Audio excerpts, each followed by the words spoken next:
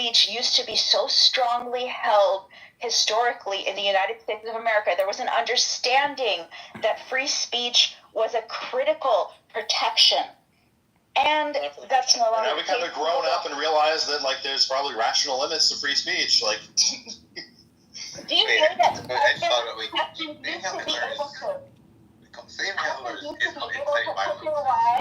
mental institutions? This all started from us talking about the line to draw, like who should be like allowed to force someone into a mental institution. Husbands not too long. Heil Hitler is like a battle cry of like people that want to murder, mass, and execute like other people. So yes, it's like inciting violence. Yeah, it's just inciting violence, which is illegal. So it's just not free speech. It's just inciting violence. It's actually like but what about all the drill music? You think Kanye's bad? If I walked around London or Washington DC saying Hail Hitler, I'd probably get arrested. Give me a record label. Apparently, it's okay. But this isn't anything new in hip-hop. Hip-hop has always been calling for death, destruction, chaos. It's degeneracy. But the protecting it as art, especially in the realm of social media, is important because... No, that's racist. Well, what I'm saying is... Defend racism. Oh, fight, they right? kicked me. So I went to her. So not... Do you remember the song in it was 1980 or something? It was "Fuck the Police." Yeah, but by the way, Sting's song. What was that song? The Stalker one. Well, it's not Stalker. But wait, Matthew, I just want to say. Every move you make, I'll be watching you. But look, the song "Fuck the Police" was looked at as this horrendous, it's anti-society and it wants to destroy the police and law and order. But looking back now in Straight Outta Compton, it was literally you might argue it was a variable in the start of pointing out police brutality and pointing out the problems we have with systemic racism and stuff like that.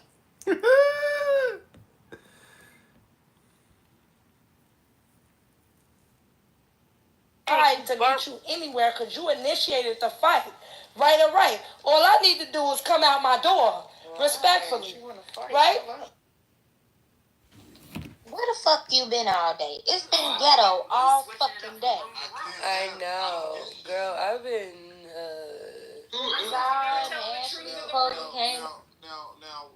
Now, what would be fake of me is to call Pepe my friend over here. That would be yeah, but Lou, I have white friends. Mad because I take Pepe's side over yours. I have white friends, and I've also defended OJ. And for some reason, Black America on this app still hates me. It's crazy. Nah, I think it's more political. I think it's more political than because I'm pretty sure if you was there's a lot of left-leaning people in my room. I'm pretty sure if you was white and left-leaning, it wouldn't be any issues. Adams, it's fat people that hate you. Yeah, the big facts really have it out for me on this app. I don't know why. It's crazy. I think we all act differently and accordingly depending on the room we're in. Oh, hell no, not me. Y'all look alike. I even sent you a picture of Lou, come on now. I don't want to see you. Come on now. Okay. Come on now, Lou. What the fuck you mean you don't want to see it? No, and it also depends if you're a mod or not. If you're a mod, then it's a different position you're in, and you're supposed to be in charge of guiding the topic of the room.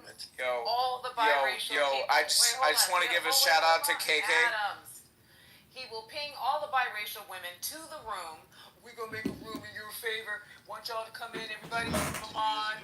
Then, it doesn't matter. It doesn't matter. You do those rooms every week because you're bored. It doesn't matter what it is. Hard to get through. I didn't connect with them in a way that was really easy to... The biracial women come on in, mod you up, we're going to make a room about you, and then he allows us to get removed from the room, cursed out, jumped on, thrown to the audience, and then he's going to say, I'm back. Hold on. Why is all this Lou slander happening? Lou is one of the best mods that's ever been on any of these apps. What are we talking about? Just what we just said. I think maybe if they disagreed with you, you got your feelings a little bit, but why are you blaming Lou? She's mad about something that happened. What I said. I don't know. I said the women to the room, tell all of us, okay, the room's gonna be about you, nobody's gonna bother you, but then he mods up all of our ops, and then we spend half the time he's having that room thrown to the audience, ganged up on, removed from the fucking room, and then if he comes back, he'll say, oh, I just got back, what's happening? We're all hip to that. I know if I'm leaving and I come back, there's no need for me to say, Mon, I will give you this. Lou does cater to light-skinned people. Lou does cater to light-skinned women, and allows said women to attack. Okay, the whole entire stage in defense of blackness, which is very crazy. No, he doesn't. I've been in his rooms more than you have. Doctor, are you drunk? Stop trolling her, please. Thank you.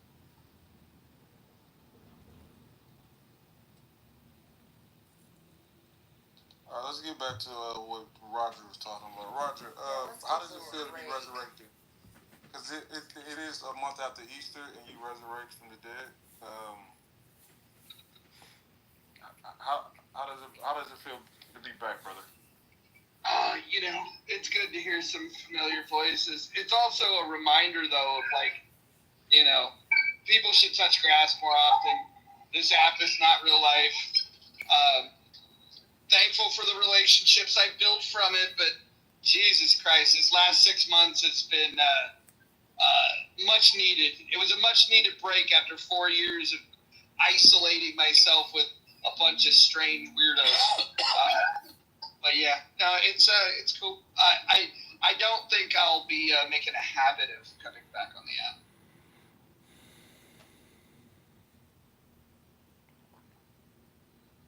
What made you leave? There was a couple things. I actually got booted. That was the first thing that was like, okay, well, fuck it. But once I left, then I just got busy. It's amazing how, when you projects that I, put off, started doing it, and then, just traveling a little bit more and just doing things in the real world. And it just didn't seem like I couldn't justify coming back. But in LA, I bumped into a couple of these clubhousers, and we got to talking about it. And we said, all right, well, let's get together for old time's sake. And so I'm on a long drive, so I thought I'd jump on here and, see who's still on the app. But the main piece of feedback I got is that people are a lot more siloed, now than they were 6 months ago, which that's not a good sign. So hopefully people can start listening to other sides. I always appreciated your rooms, Lou, because I felt like you were one of the only people, especially. He kicked me. Oh, he kicked me.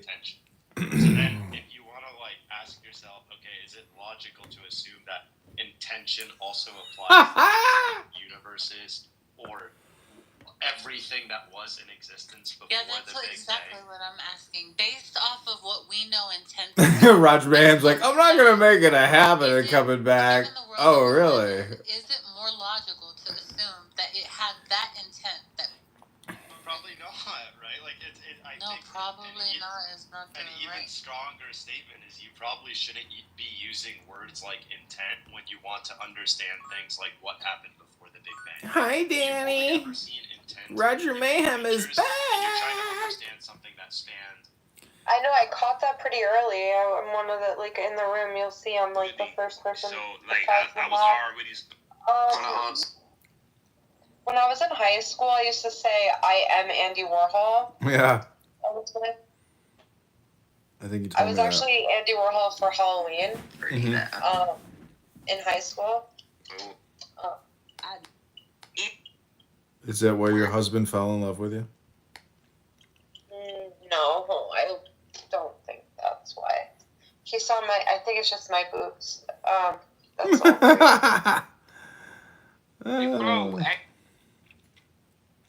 I'm trying to find the pink taco room, but I can't say I'm so heavily blocked. That can slow down your punches. Really? I could try to ping you in it or something. I could go in it. Those arms can slow down your punches. Oh, we found Abby. No, we found an Abby room. I swear, this app, Danny, it'll never stop. People will just keep coming back and back until the app shuts down. I'm telling you. I know they keep shaming me to try to get me off of here, you know? So It's not pathetic. working. It's so pathetic. It's, I have realized, Danny, it's all spam. It's all fucking spam. All of it. Not some of it. All of it. It's So is all this fucking Abby? spam. Is this one of Abby's, Deborah in the audience? Probably. Have you seen the X about me supposedly that's out there? No. Okay, just let me know if you do, or report it if you see it, a picture of my kid somewhere that's not supposed to be. What is that? No, I haven't seen anything. More protected? Yeah, for example, would you want to Alright. But yeah, Pink Taco, that's an interesting name he chose. Yeah, he says he's been super busy the past 6 months. Look. He's so full of shit. When Khomeini is saying he's not... It's not even a party hat. So he's had an account a long time. That's his burner account, actually. And he probably changed the name of it. He's only got 2 friends on there, Steve Appel and somebody else. I tried. I don't think he added me back. He can say what he wants, right? Well, I'm in a room now with Matthew and Sam called Kanye West. How would your ideal state deal with him? Go to that room and talk some shit about Kanye. You know, I almost named my son Kanye. And then you have... I just puked in my mouth. A scholar. I know, it's really bad. It just would have worked really good with the last name. Saying Hail Hitler, but one of them sings it, the other one just says it. Well, thank God you didn't call him Kanye. Okay, now one of them is saying, let's say the rapper is saying, kill Salman Rushdie. The scholar is saying, kill Salman Rushdie. That's it. Nothing else. One of them is rapping on the difference is when you rap about it, right, depending on the context, it is not a subpoena to murder. When Salman Rushdie, when the Khomeini got up and he literally said, here is a fatwa, which is like a religious ruling, and here is the ruling, right? Everybody who identifies as a Muslim, according to me, you need to make preparations to go kill this dude. Yeah. That is subpoenaing murder. That's very different than just singing a song. Yeah, but they're both on the spectrum. You can appreciate that, right? Do you tell the difference? Do you tell the difference? Can you tell the difference? Of course you can tell the difference. That's the whole point. That's why it's on a spectrum. So at what point along the spectrum... Hey, Deborah, I'm going to restart this. It's very clear that it's subpoenaing murder. Here's this guy's name, here's the date, here's the time. You need to go out and kill him and I'll give you money for it. That's the crime, right? No, if you just sing and you say, yeah, I think he should die, that's okay. Khomeini's perpetuity. You know why this is going to get so much more complicated as technology advances? Because propaganda is going to become so much more sophisticated. It's going to be able to be super hyper personalized, and influence is going to become way more subtle and strong. And so gonna become it won't need to be a direct statement. Exactly. I mean, Abe was speaking music influence, or rappers or singers. They have much more influence than any. If you think that the only time that it should be banned is in the framework of a fatwa. So I was driving, so art will survive, artists won't. It's very interesting. I mean, you could think of it as a perspective of he died in 87, and his propaganda, the stuff is just lived on, and he's so iconic. Everything about Andy Warhol. He's one of the first artists that really capitalized it, and smart guy. Use your brain. He never said that shit about in the future 15-minute thing. They say that a lot of these quotes they say people say, they didn't even say it. It's going to help you, Abe. It's very, very simple. What I care about is the end result. The end result. Did you ever see Who Shot Andy Warhol? Planning attacks on synagogues. No, is that a movie? I know that someone shot him and he survived, but he might have died from the gallbladder thing, complications, maybe? Yeah. You know what's funny is, I bet you he would be a MAGA Trump supporter. Which is like people, you know, I think a lot of people have artists wrong. A lot of artists are very frugal and very conservative because art pushed them into. I mean, he was a super capitalist. Andy Warhol was a super capitalist. Yeah. His Because he utilized a lot of people in the factory, right? Like he Yeah. it wasn't just him. Like he turned it into like an assembly line in a way. He loved business. They said that he would go to the flea market, and he was a hoarder. Like, but when he died, his estate had 600 was valued at 600 million. And I have this book called the Philosophy of Andy Warhol, and like somebody collected all of his sayings and then put it in a book called The Philosophy of Andy Warhol. It's really good. I like the commercials of him like on Branteth Airlines. By making it that people can't even express themselves or People love Andy. You know, he was like the original art spammer. He like spammed the I world. have a spam that I made like in high school. Like I made a spam, and it's still at my mom's house. I hope she doesn't like get rid of it. But like I don't know what to do with it. Anime or like manga. It looks good. I use like mixed media. It has like paper mache and like duct tape, and it still looks good. Like 20 years later. Also, his wigs are like iconic too. He's like the original queer, but the capitalist queer. He's like the American good queer. Because I'm telling you, he was rather conservative, but also gay. He was a log cabin Republican. That they're actually likely to do that. Yeah, you know how he got his start? He was doing catalogs for department stores. He was doing all the he was by hand drawing all the catalogs, and then what he would do is it was called the blotted line. So he would like do a pressing of it, degrade the quality of it, and it gave it like an aesthetic that was like less cartoonish by degrading it a little bit. So he was. You try and find those; they might be worth something.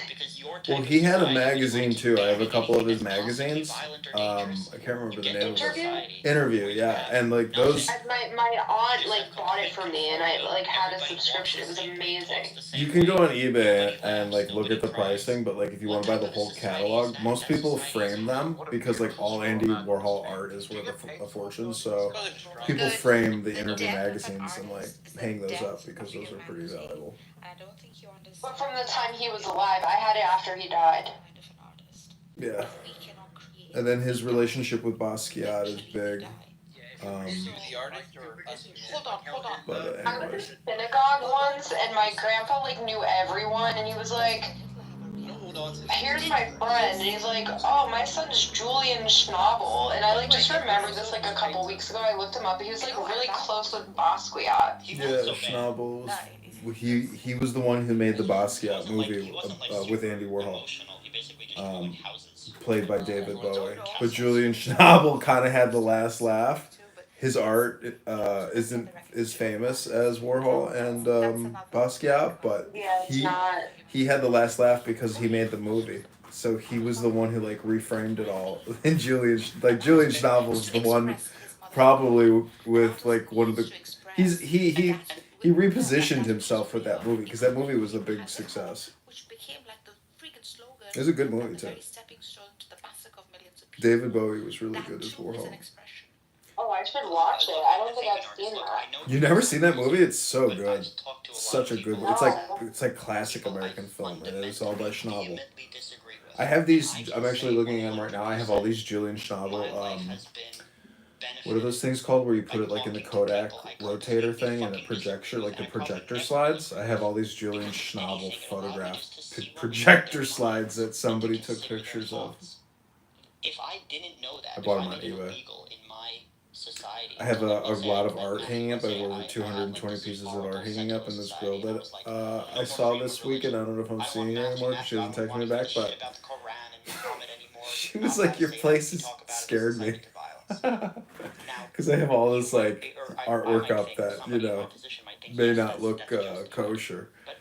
I was like, well, I can, you know, spray paint them and draw flowers. got like a lot more of an understanding of the nuance of people who follow Islam and who are just Shia. Anyways, Danny, just remember, all communication is what? Three things: spam, projection, and hypnosis. If you remember that, you'll be in more control. You'll control your time more because you'll realize you're either spamming or you're getting spammed too. So even if it is Kanye in his delusional manic episode screaming Heil Hitler, I don't think we should ban it. I think our society would be worse off if we did that. I don't think that some folks in here realize that today white nationalists are allowed to go protest, have a rally. They're allowed to say Hail Hitler. Kanye is not pushing the envelope here or introducing something in edgy art that's like actually not allowed in standard free speech. White nationalists today are allowed to say that kind of crap. This is people.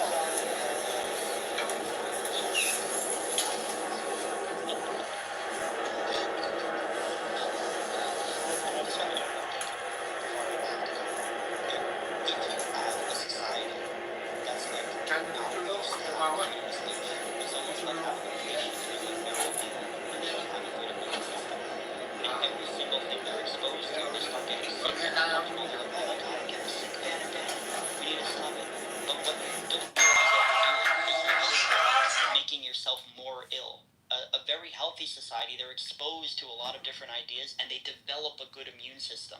In a good society where people understood critical thinking and freedom of expression, when Kanye says Heil Hitler, people would just roll their eyes and say, this guy's fucking nuts. Just don't buy his song. Let's move on.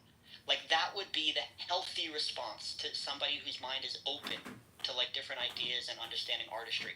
Whereas if somebody's first impulse is, like, the censorious instinct to just say, ban it, that shows how, like, ill they are and how they don't have an immune system.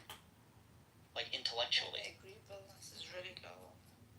Yeah, very low. And it's very sad, and I hope that they understand what they're rejecting before they reject it. And Matthew, what I'm going to do, if it's all right with you, I could put it in the chat or I could back channel you. I'm going to send you Christopher Hitchens' 20-minute speech about freedom of speech. You can look it up online. No, I've probably watched that 10 times, but yeah, feel free to send it. Yeah, it's from 2006. Yeah. If you want, you can pin it. Yeah, I'll pin it. Thank you. But yeah, paste it and I'll pin it. I don't know which segment you're talking about. The whole thing, just 20 minutes. You were so articulate today. It was beautiful. Well, I appreciate that, Susie. Thank you. Yeah, I think what I would have, I'd get in a time machine, go back to when Khomeini was alive and said, look, just hold your horses on this fatwa.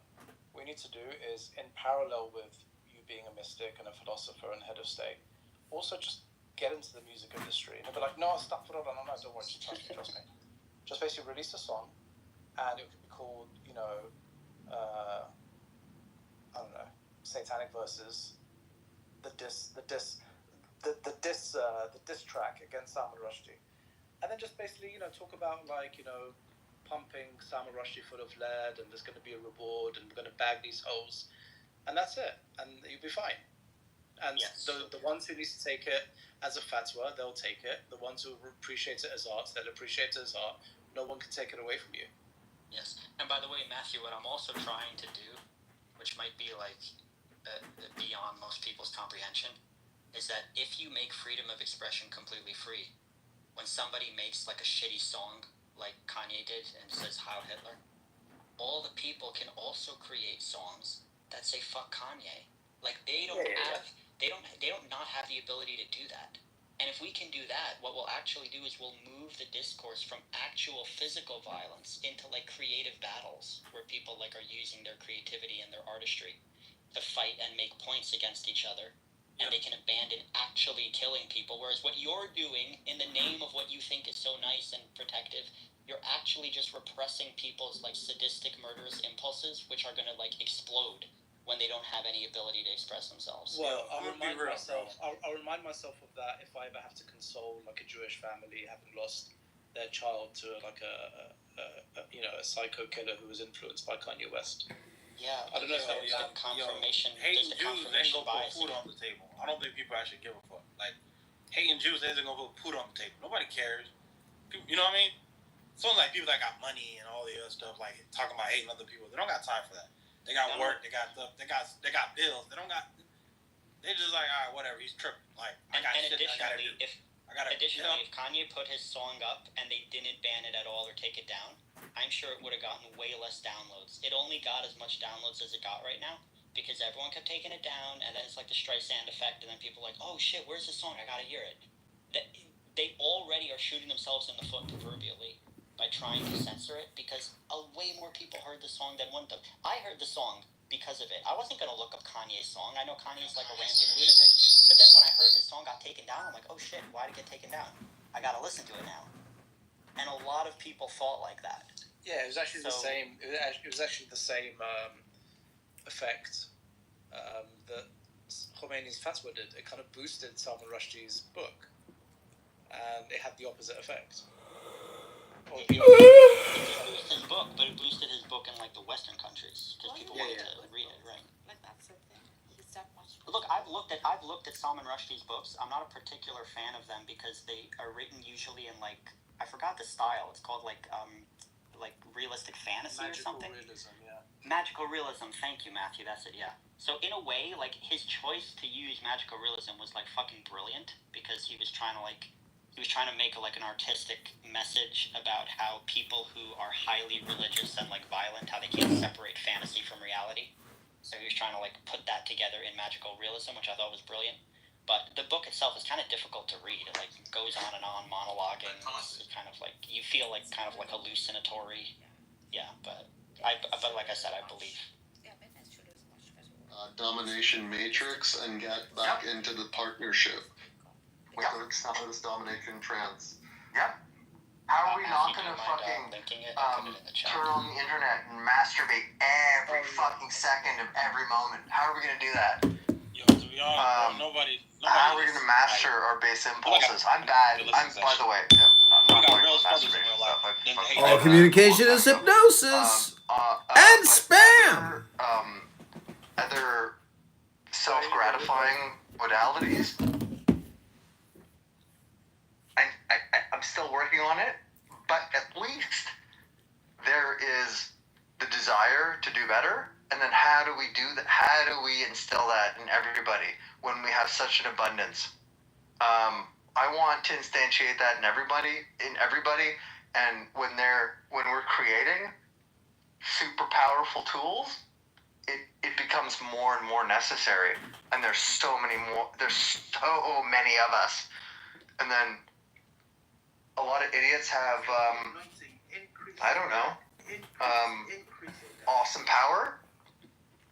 And so, so what do you do other than try and cultivate a good culture and a good spirit and a social network, proper social network? I hear you, I see you, I'm with you, that type of thing. I think we need to make people aware that everybody it's kind of like cells, Cassie, his girlfriend. Yeah, every time I get on here, I come in these people room fucking with them. They were all helping. They were all involved, but they've turned government witness.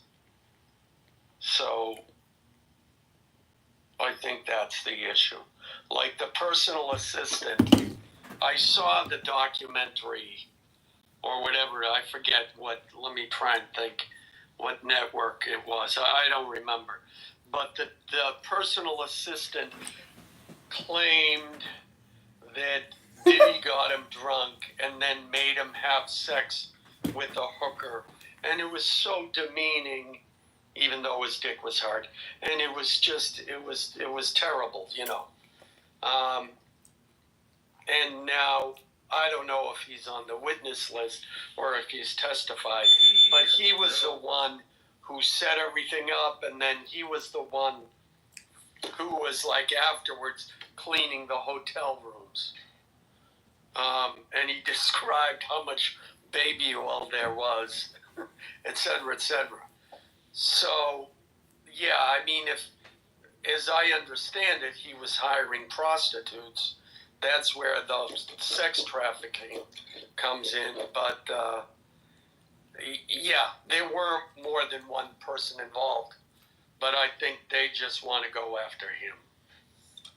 They killed my ex account. Yeah, but Lou, doesn't the law say enterprise? The RICO, I'm just trying to remember the statute, but doesn't it relate yeah, it to includes enterprise. an enterprise, right? So perhaps you could have an enterprise as a single person, or, have set up some kind of entity or enterprise that may not, under the classic idea of conspiracy, you're right, you need an agreement or, some more than one person. But I think RICO, by using that term, you might get around it. I don't know, I'm not a criminal, but just criminal lawyer, but just thinking it through, you might be able to argue that. And I got to look it up. Yeah, I think they,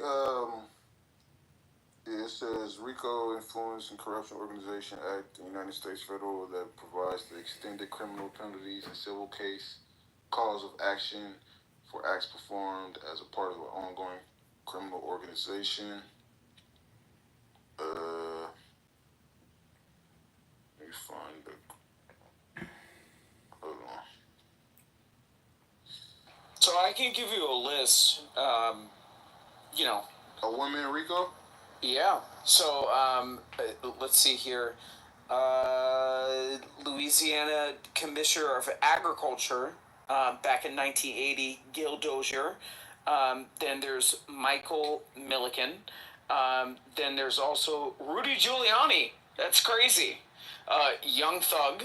And, no, see, everybody you naming, it was Georgia versus co-conspirators, and so it was other people that was charged in those cases. Right. So for you to have a criminal enterprise, obviously you have to have co-conspirators. Charged, though. That's the thing. He's the only person being charged now, right? Yes, so correct. keep in mind, Lou, they raided his house in 3 different jurisdictions. You have the Florida jurisdiction, you also have the Los Angeles jurisdiction, and you have the case that's happening in Lower Manhattan. So it's kind of one of those things where, yes, he is the only person being charged now. And in my personal opinion, I'm just being real. A lot of the second wave feminists are going to get upset at me. I feel like Cassie should actually be sitting next to Diddy at the defense table. I'm sorry. I feel like Cassie is the black Ghislaine Maxwell, right? And I feel like a lot of people aren't saying that quiet part out loud. Yeah, I think she was complete. I don't think she's 100% victim in this, but I was looking at her contract though. The fact that she was on a 10-year 10-album contract with him, I think it was a lot of financial. To produce music, not to produce sexual favors. So again, she could have left at any given time. But when you include contractual agreements with personal, shit get complicated. Damn, they kicked me again.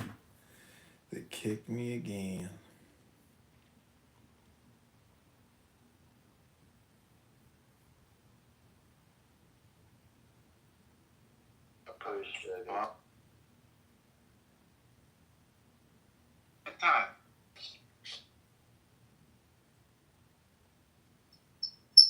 And you give it a go. Sorry? What'd you say? Crazy. However, because it won't happen, or because it shouldn't be a priority? Because however bad you make the Earth, it's always going to be way more hospitable than Mars. Even if you had a global nuclear war, the Earth is going to be much more hospitable than Mars. Mars just isn't hospitable. Obviously, he's done some great things, like electric cars, and helping Ukraine with communications with his Starlink. So he's done some good things. But right now, he seems to be fueled by power and ketamine, and he's doing a lot of crazy things. So he's got this funny mixture of views. So his history of being concerned about AI safety doesn't make you feel any better about the current administration? I don't think it's going to slow him down from doing unsafe things with AI. Yeah. So already they're releasing the weights for their AI large language models. Yeah. which is a crazy thing to do. Okay. These companies should not be releasing the weights. Meta releases the weights. OpenAI just announced they're about to release weights. Do you think that's a bad I don't think idea? they should be doing that. Because once you release the weights, you've got rid of the main barrier to using these things. So if you look at nuclear weapons, the reason only a few countries have nuclear weapons is because it's hard to get the fissile material. If you were to be able to buy fissile material on Amazon, many more countries would have nuclear weapons. The equivalent of fissile material for AI is the weights of a big model, because it costs hundreds of millions of dollars to train a really big model. Not maybe the final training run, but all the research that goes into the things you do before the final training run, hundreds of millions of dollars, which a small cult or a bunch of cyber criminals can't afford. Once you release the weights, they can then start from there and fine-tune it for doing all sorts of things for just a few $1 million. So I think it's just crazy releasing weights. And people talk about it like open source, but it's very, very different from open source. In open source software, you release the code, and then lots of people look at that code and say, hey, that might be a bug in that line.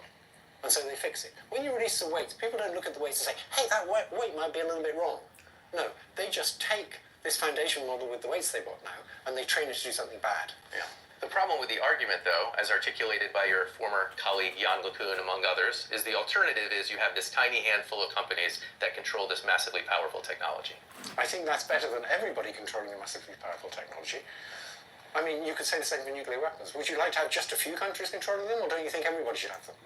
One thing I'm taking from this is you have real concerns about, it sounds like, all of the major companies right now doing what's in society's best interest rather than what's in their profit motive. Is that the right way to hear you? I think the way companies work is they're legally required to try and maximize profits for their shareholders. They're not legally required. Well, maybe public interest companies are, but most of them aren't legally required to do things that are good for society. Which, if any of them, would you feel good about working for today? I used to feel good about working for Google because Google was very responsible. It didn't release these it was the first to have these big chatbots, and it didn't release them. I'd feel less happy working for them today. I wouldn't be happy working for any of them today. If I worked for any of them, I'd be more happy with Google than most of the others. But were you disappointed when Google went back on its promise not to support military uses of AI? Very disappointed. I was particularly since I knew Sergey Brin didn't like military use of AI. Why do you think they did it? I can't really speculate with any inside information. I don't have any inside information about why they did it. I could speculate that they were worried about being ill-treated by the current administration if they wouldn't use their technology to make weapons for the US. Here's the toughest question I'll probably ask you today. Do you not still hold a lot of Google stock still? I hold some Google stock. Most of my savings are not in Google stock anymore. But yeah, I hold some Google stock, and when Google goes up, I'm happy, and when it goes down, I'm unhappy. So I have a vested interest in Google. But if they put in strong AI regulations that made Google less valuable, but increased the chance of humanity surviving, I'd be very happy. One of the most prominent labs has obviously been OpenAI, and they have lost so many of their top people. What have you made of that? That OpenAI was set up explicitly to develop superintelligence safely. And as the years went by, safety went more and more into the background. They were going to spend a certain fraction of their computation on safety. And then they reneged on that. And now they're trying to go they're now trying to be a for-profit company. They're trying to get rid of all the, basically all the commitment to safety as far as I can see. And they've lost a lot of really good researchers, in particular, a former student of mine, Ilya Sutskever, who's a really good researcher, and was one of the people largely responsible for their development of GPT-2 and then from there on to GPT-4. Did you talk to him before all that drama that led to his departure? No, he's very discreet. He wouldn't talk to me about anything that was confidential to OpenAI. I was quite proud of him for firing Sam Altman, even though it was very naive. So the problem was that OpenAI was about to have a new funding round, and in that new funding round, all the employees were going to be able to turn their paper money in OpenAI shares into real What monkey brand is this? What is message in my money class? that would disappear if OpenAI went bust. Tough time for an insurrection. So a week or two before everybody's going to get maybe the order of $1 million each by cashing in their shares, maybe more. That's a bad time for an insurrection. So the employees massively came out in favour of Sam Altman, but it wasn't because they wanted Sam Altman, it's because they wanted to be able to turn their paper money into real money. Yeah. So it was naive to do it then. Did it surprise you that he made that mistake, or was this kind of the principled but maybe not fully calculated decision that you would expect? I don't know. Ilya is brilliant and has a strong moral compass. So he's good on morality and he's very good technically, but in terms of manipulating people, he's maybe not so good. I mean, this is a little bit of a wild card question, but I do think it's interesting and relevant to the field and relevant to people discussing what's going on. You talk about Ilya being discreet. There does seem to be this culture of NDAs throughout the industry, and so it's hard to even know what people think because people are unwilling or unable to even discuss what's going on. I'm not sure I can comment on that, because when I left Google, I think I had to sign a whole bunch of NDAs. In fact, when I joined Google, I think I had to sign a whole bunch of NDAs that would apply when I left. And I have no idea what they said. I can't remember them anymore. Do you feel at all muzzled by them? No. Okay.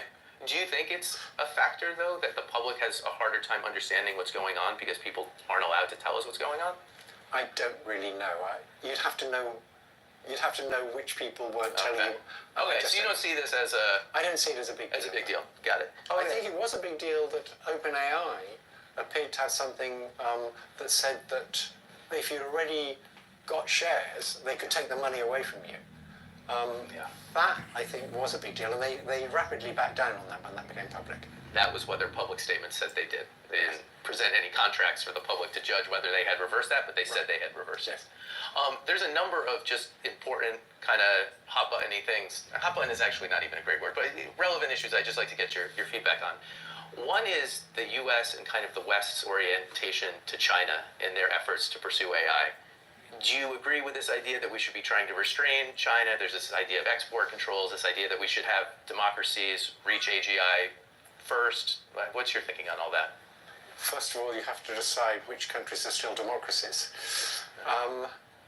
And my thinking on that is, in the long run, it's not going to make much difference. It may slow things down by a few years, but clearly, if you prevent China from getting the most advanced technology, people know how this advanced technology works. So China's just invested many, many billions, maybe hundreds of billions, of the order of 100 billion, I think, in making lithography machines, or in getting their own home-based technology that does this stuff. So it'll slow them down a bit, but it will actually force them to develop their own industry, and in the long run, they're very competent, and they will. And so it'll just slow things down for a few years. But race is the right framework. We shouldn't be trying to cooperate with communist China. I wouldn't describe it as communist anymore. I use the loaded term specifically because why wouldn't you cooperate, right? The only rationale to not cooperate is if you think they're a malignant force. Well, there's areas in which we won't cooperate, where we is, I guess, I'm not sure who we is anymore, because I'm in Canada now, and we used to be sort of Canada and the US, but it's not anymore. Obviously, the countries are not going to cooperate on developing lethal autonomous weapons, because the lethal autonomous weapons are to be used against other countries. But we've had treaties and other types of weapons, as you pointed out. We could have treaties not to develop them, but cooperating in making them better, they're not going to do that. Sure. Now, there's one area where they will cooperate, which is on the existential threat.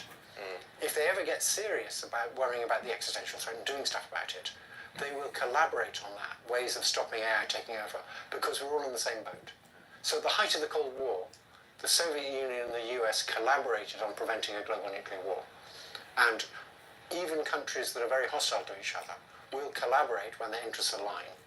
And their interests will align when it's AI versus humanity. There's this question of fair use, whether it's okay to have the content of billions of humans created over many years kind of scooped up and repurposed into models that will replace some of those same people that created the training data. Where do you fall on that? I think I sort of fall all over the place on that, in the sense that it's a very complicated issue. So initially it seems, they should have to pay for that. But suppose I have a musician who produces a song in a particular genre, and ask, well, how did they produce the song in that genre? Where did their ability to produce songs in that genre come from? Well, it came from listening to songs by other musicians in that genre. So they listened to these songs, they kind of internalized things about the structure of the songs, and then they generated stuff in that genre. And the stuff they generated is different, so it's not theft, and that's accepted. Well, that's what the AI is doing. The AI is absorbing all this information and then producing new stuff. It's not just taking and patching it together. It's generating new stuff that has the same underlying themes. And so it's no more stealing than a person does when they do the same thing. But the point is, it's doing it at a massive scale. Yeah, no musician has ever put every other musician out of business. Exactly. So, in Britain, for example, the government doesn't seem to have any interest in protecting the creative artists. And if you look at the economy, the creative artists are worth a lot to Britain. So I have a friend called Biban Kidron saying we should protect creative artists. It's very important to the economy. And just letting AI walk off with it all seems unfair. UBI, Universal Basic Income. Is this part of the solution to the displacements of AI, you think?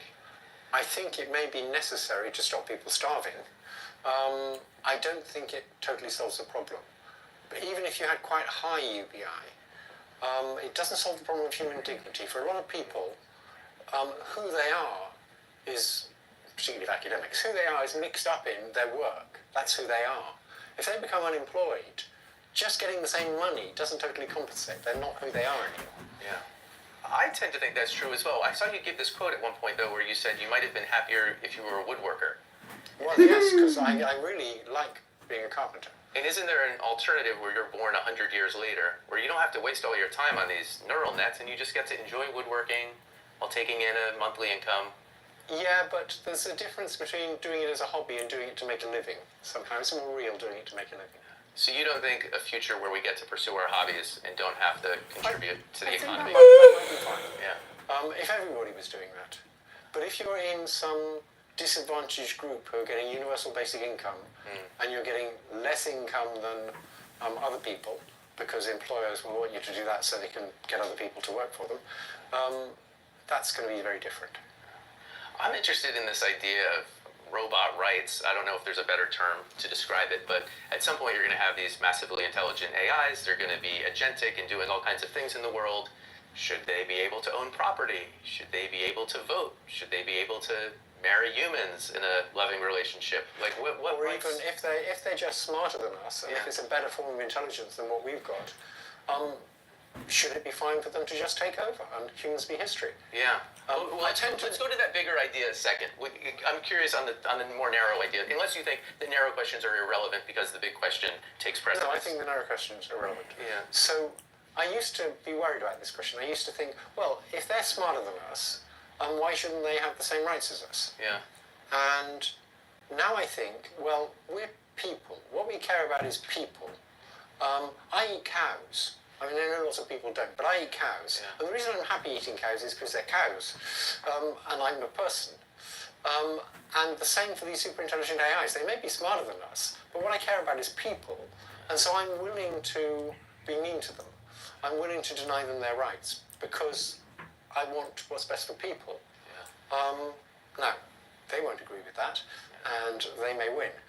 But that's my current position on whether AI should have rights, which is, even if they're intelligent, even if they have sensations and emotions and feelings and all that stuff, they're not people, and people's what I care about. But they're going to seem so much like people. I feel like it's going to be hard. They're going to be able to fake it, yes. They're going to be able to seem very like people. Yeah. Do you suspect we'll end up giving them rights? I don't know. Okay. I tend to avoid this issue because there's more immediate problems, like bad uses of AI, or the issue of whether they will try and take over, and how to prevent that. Yeah. And it sounds kind of flaky if you start talking about them having rights. You've lost most people when you go there. Even just sticking with people, there seems to be real soon, if it's not already here, this ability to use AI to select what babies we have. Are you concerned at all about that line? Embryo selection? You mean selecting for the sex or selecting for the intelligence and the eye color and the likelihood to get pancreatic cancer and the list goes down and down and down of all the things we might select. I think if you could select a baby that was less likely to get pancreatic cancer, that would be a great thing. I'm willing to say that. Okay, so this is a thing we should pursue. We should make healthier, stronger, better babies. It's very difficult territory, right? It is. That's why I'm asking about it. But some aspects of it seem to make sense to me. Like, if you're a normal, healthy couple and you have a fetus and you can predict that it's going to have very serious problems and maybe not live very long, it seems to me it makes sense to abort it and have a healthy baby. That just seems sensible to me. Now, I know a lot of religious people wouldn't agree with that at all. But for me, if you could make those predictions reliably, that just seems to make sense to me. I've been a little bit holding us back from kind of the central thing that I think you want people to take away, which is this idea of machines taking over and the impact of that. So I'd like to just discuss that as fully as you like, or that we can. Like, how do you want to frame this issue? How should people think about it? One thing to bear in mind is how many examples do you know of less intelligent things controlling much more intelligent things? So we know that things are more or less equal intelligence. The less intelligent one can control the more intelligent one. But with a big gap in intelligence, there's very, very few examples where the more intelligent one isn't in control. So that's something you should bear in mind that's a big worry. I think the situation we're in right now, the best way to understand it emotionally is we're like somebody who has this really cute tiger cub. It's just such a cute tiger cub. Now, unless you can be very sure that it's never going to kill you when it's grown up, you should... And Hi, I'm State Representative. You put it in a cage, you kill it. What do you do with the tiger cub? Well, the point about the tiger cub is it's just physically stronger than you. So you can still control it because you're more intelligent. Things that are more intelligent than you, we have no experience of that, right? People aren't used to thinking about it. People think somehow you constrain it. You don't allow it to press buttons or whatever. Things more intelligent than you, they're going to be able to manipulate you. So another way of thinking about it is, imagine that there's this kindergarten. There's these 2 and 3 year olds. And the 2 and 3 year olds are in charge. And you just work for them in the kindergarten. And you're not that much more intelligent than a 2 or 3 year old. Not compared with super intelligence, but you are more intelligent. So how hard would it be for you to get control? Well, you just tell them all you're going to get free candy. And if they just sort of sign this or just agree verbally to this, you get free candy for as long as you like. And you'll be in control. They won't have any idea what's going on. And with superintelligences, they're going to be so much smarter than us, we'll have no idea what they're up to. And so what do we do? We worry about whether there's a way to build a superintelligence so that it doesn't want to take control. I don't think there's a way of stopping it to take control if it wants to. So there's one possibility is never build a superintelligence. You think that's possible? I mean, it's conceivable, but I don't think it's going to happen because there's too much competition between countries and between companies, and they're all after the next shiny thing, and it's developing very, very fast. So I don't think we're going to be able to avoid building superintelligence. It's going to happen. The issue is, can we design it in such a way that it never wants to take control, that it's always benevolent? That's a very tricky issue. Just people say, well, we'll get it to align with human interests. But human interests don't align with each other. And if I say I've got 2 lines at right angle, and I want you to show me a line parallel to both of them, that's kind of tricky, right? And if you look at the Middle East, for example, there's people with very strong views that don't align. So how are you going to get AI to align with human interests? Human interests don't align with each other. So that's one problem. It's going to be very hard to figure out how to get superintelligence that doesn't want to take over, that doesn't ever hurt us. But we should certainly try. And trying is kind of just an iterative process. Month by month, year by year, we try to...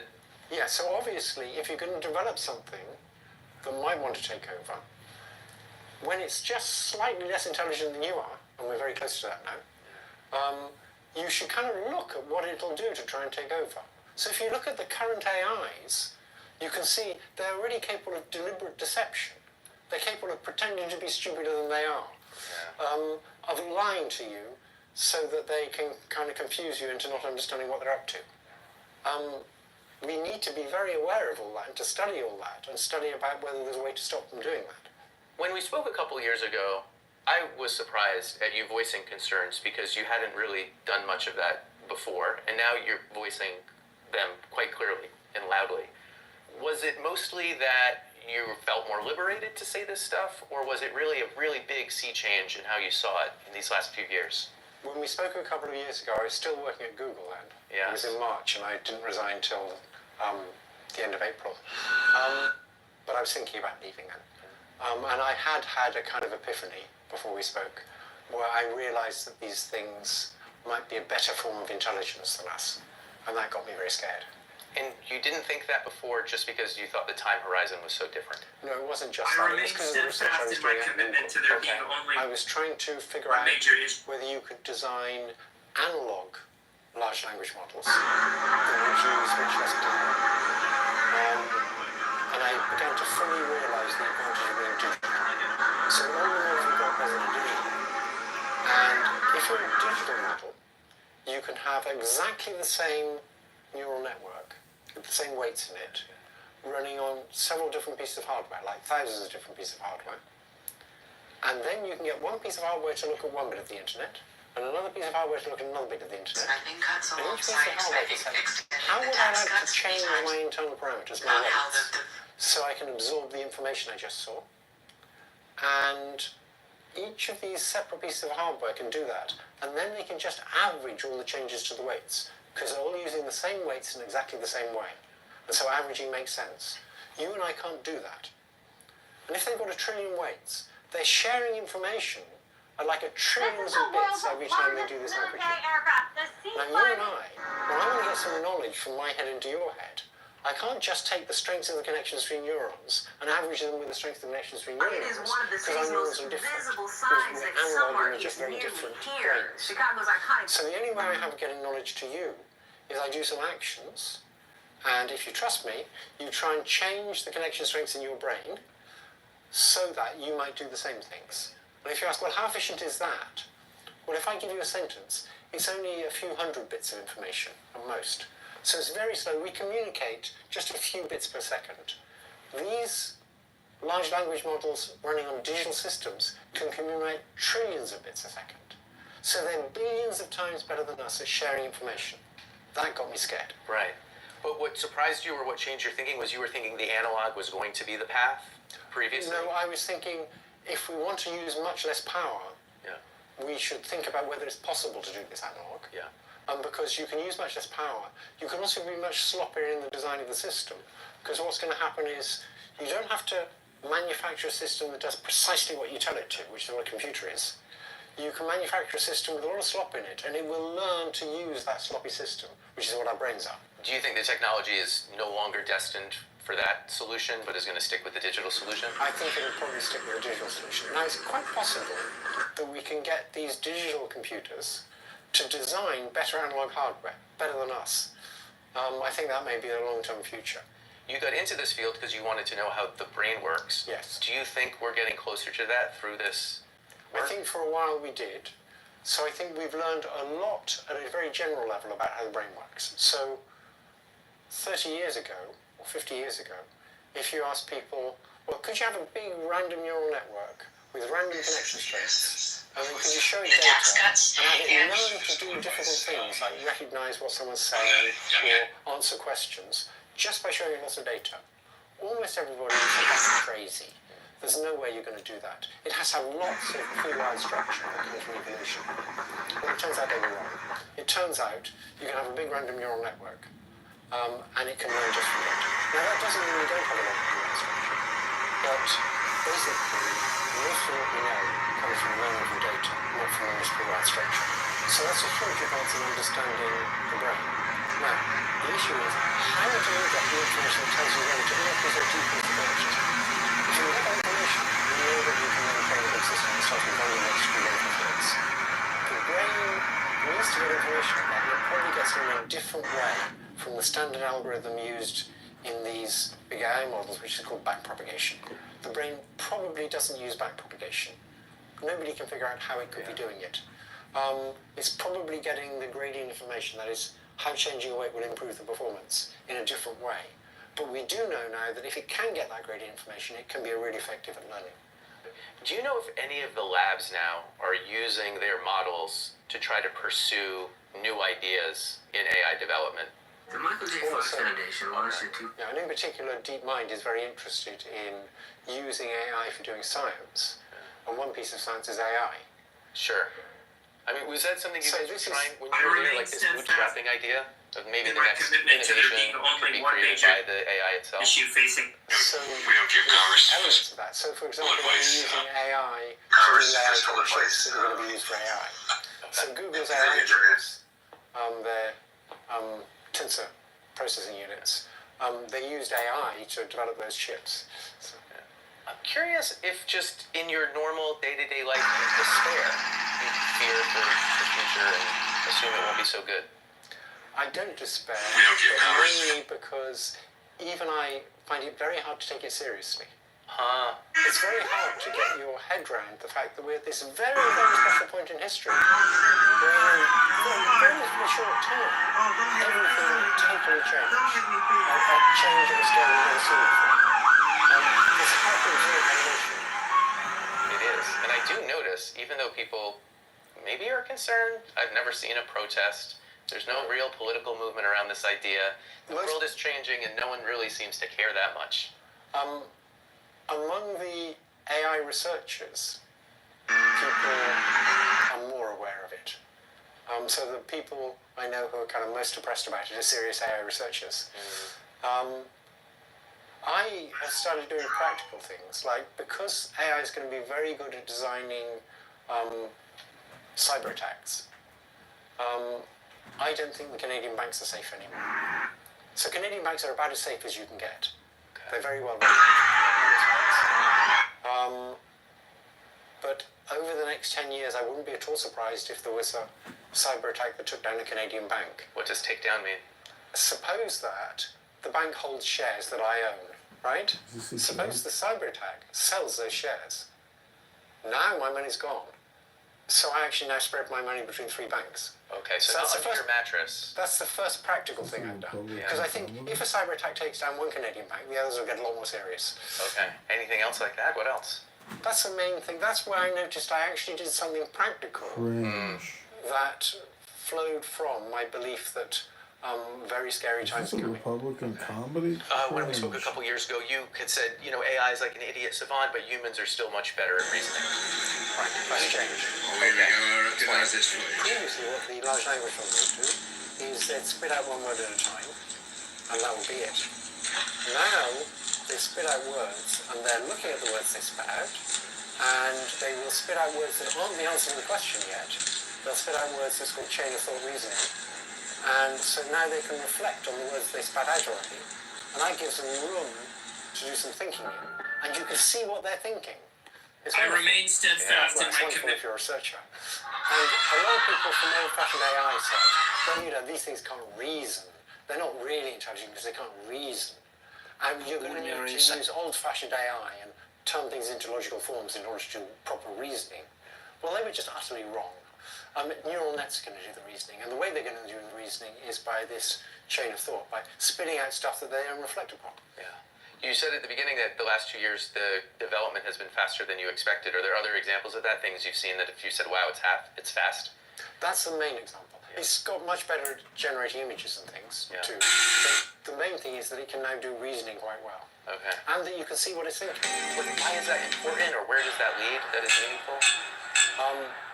Well, it's very good that you can see what they're thinking. Guys, look at this. These examples This is on site where at Volcanoes National Park in the background there. You give it a goal. That's Kilauea. And you can see it doing reasoning to try and achieve this goal by deceiving people. And you can see it doing that. It's like I could hear the voice in your head. Yeah. The other thing we've moved through, but maybe, I don't know if you have anything more to say about, is just, it's remarkable that there are so many tech figures that are now have an important role in Washington, D.C. at this very moment where what Washington, D.C. does could be really important to the evolution, the regulation of this technology. Does that concern you? How do you see that? those tech figures are primarily concerned with their companies making profits. So that concerns me a lot. Yeah, I don't see how things really change unless either there's strong regulation or this moves away from this for-profit model, and I don't see how those things happen either. I think if the public realized what was happening, they will put a lot of pressure on governments to insist that the AI companies develop this more safely. Okay. That's the best I can do. It's not very satisfactory, but it's the best I can think of. And more safely means more resources from those companies towards safety research. Yes. For example, the fraction of their computer time they spend on safety research should be a significant fraction, like a third. Right now, it's much, much less. There's one company, Anthropic, that's more concerned with safety than the others. It was set up to be concerned with safety. Like people who left OpenAI because OpenAI wasn't concerned with safety. And Anthropic does spend more time on safety research than safety. There is this view among many that OpenAI has talked a good game about these issues, but is not living out those values. Is that your perspective? Yes. What evidence do you see of that? That all their best safety research has left because they believe that too. That they were set up as a company that was going to develop biosafety, and their main goal was not to make profits, but to develop biosafety. And they're now busy lobbying the California Attorney General to allow them to change to a for-profit company. There's lots of evidence for that. Right. And I should give you a chance to hold up anyone as a good actor here that people should feel better about. You mentioned Anthropic. Is that the name? Do you see? Of the companies, Anthropic is the most concerned. Very interesting so far. If anybody wants to come up. The podcast over, we can talk a little bit now about it. The last point he made about regulation is getting harder and harder when parts of society have completely different visions of the world, what they want, what they're looking at, what they think is important, what they prioritize as value, and how can we agree on the right or the left, let's say, in America, what they consider safety and what they consider freedom and what they consider proper regulation and what values and what hierarchy of values are going to put the robots' safety structures in. So I don't know, the way he's describing, AI research right now, it looks like AI is going to basically take over, evolving over enough time. You're either going to make it or you're not. So this might be an extreme selection process for people who can make it in this AI world and people who can't. People who can still find ways to make themselves useful, and people who can't. That's the way we might be going. What's up, Doge? I don't know, he said a lot of obvious shit. He's not saying anything groundbreaking that I've heard him say. Yes, sure. And we don't know what he's going to say until we watch it. That's why we need to watch it. It's like, we don't know what this book's going to say before we read it, right? So you can complain about him saying obvious shit, or you can just talk about, use some of his points as like a bouncing board off of what you want to talk about. Yeah, I mean, I don't know. I like this interview, in terms of like weaponization of AI for cyber attacks, that's a big, interesting thing. I mean, especially with regards to like the electrical grid, because, everybody's addicted to their phone, but they don't realize the whole thing operates off of electricity. So imagine this summer. A grid from the 1950s, by the way, like a grid from the 1930s, 1880s, that's been bandaged with coke now, right? Which the West hasn't really taken seriously, especially in America. Yeah, I mean, you could look at the largest power generators. They're publicly traded, like ComEd, Thomas Edison. Like, there's big multi-billion, huge electrical producers, and those would be the ones that would be susceptible to some type of AI contagion within their systems. So whether that comes out of Russia or China, I mean, a lot of it depends on actual on-the-ground conflict. If there is a conflict with China or expansion with Russia, whatever it is, the cyber stuff is catching up to the traditional warfare. So it's big. I mean, the whole U.S. military has this whole cyber command system where they're constantly doing internal security and external exfiltration and attacks, especially in countries like Iran, etc. So, I don't know. Was there anything else that he said that you found was interesting? That was one of the more interesting things, right? Whether it's your investments, whether it's the money in your bank account, all of these things are not going to be surety in the future. And how do we build on top of something that are a bunch of things that we cannot be sure about, that are not stable factors anymore, right? Or at least more stable than not, let's say, as stable that it works for now. I thought it was going to be a lot of different variables into the future. And it's not only the big companies and big countries and foreign countries. It's going to be like any Marxist group, any Luddite group that can also engage in this. And they're going to have exponential power in ways that they never had. Bombing a plane is interesting. Programming every on-flight board plane to go down all at once is infinitely more terrifying. he said something about how in the future, after the large language models have fully completed, you can just go back to woodworking. But then he was also giving a sentiment saying, we've gone too fast, there's not enough safeguards. That's him being a political pussy on the left saying, look what happened, we got Donald Trump. That's the type of attitude he has, where we need censorship, we need control, we shouldn't maximize liberty. And in fact, that is, in my opinion, the faster we go with communication, the better. Because we have a problem of communication and education. I don't think so. I think you're making a mistake here. We have more access to communication with the lingua franca of English than ever in human history. But only now. Context. Just one second. We also have the same general cultural context. I would argue that it's not a degree of the problems of communication is not with the technology. It's actually with the value systems and moral framework, actually, society. Well, that's tied into the communication. That's what I'm saying is X is giving us transparency in a way that we've never had before as voters, as citizens.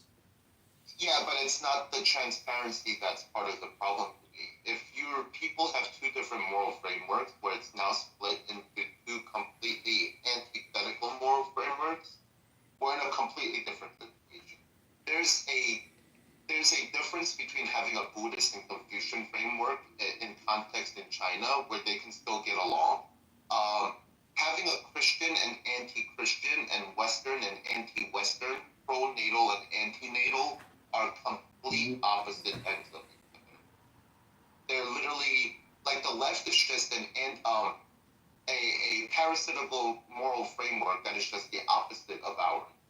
And but that's what X has exposed. I mean, Doge and all the woke spending, all the libs of TikTok accounts. I mean, in Chicago, the mayor just said that he doesn't hire any white people. He only hires black people, and he only gives contracts to black people. So, the thing is about X is, if I in the comment on Instagram, if I say you're a clown, piece of shit, liar, scammers, it'll say you have been flagged as making offensive comments and your comment has been deleted and you can't leave a comment. On X, I can leave a comment, but it'll go to the spam. So even criticizing our lords and masters who seem to be committing election fraud at every turn, you can't comment on what they're doing. So it's the hold on, but this has always been the way. So, like, when liberals criticize conservatives, Christians, Catholics, and Protestants for the last 2,000 years of history, they're complaining that this was the way for your side for the last 2,000 years. Absolutely true. Absolutely true. Where we fucked up on the right wing is to let them argue their way into taking over all of those institutions and then under the guise of free speech and equality and freedom and we can do whatever we want. So we fell for their trick, unfortunately. And all the libertarians and liberals on the right wing fell along with the trick right with them. And all we've done for the last 100 years is defend their right to be communist, defend their right to deconstruct Christianity, defend their right to have free speech, to deconstruct manners in public, etiquette, standards. We let them do everything under the guise of freedom. In other words, we let the robbers come into our back door. We not only left it open for them, we left a gun by the door so that they can have a gun in case they're from after a gun. We also covered our mouths with tapes. The father tied up every one of his family member and then himself so that the robber would have an easier time. Well, America has become like South Africa today. Freedom has done, though. Like, absolutely. Our future is Brazil. Our future is like a Mad Max version of Brazil, essentially. And it's going to be our fault for doing this, unfortunately. And when you worship technology without any filtering mechanisms, and then you start this, I don't know, without any safety or filtering mechanisms that previous societies used to have, I mean, we're unleashing something that we will not be able to stop. We're unleashing something that will radically be a evolutionary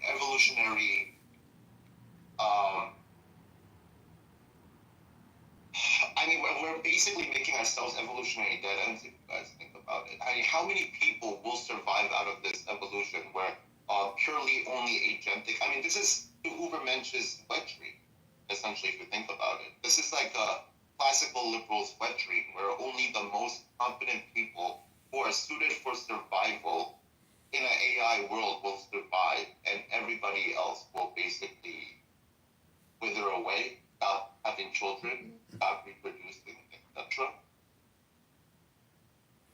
Yeah, it's like a terrible toxic marriage. It is, and like, I don't know, the right way, I mean, and this is like the worst possible time in order for you to have this level of technology, where you can't even agree on morals anymore. And the funny thing is, Americans until the 1990s agreed on like 70% of values, morals, political issues.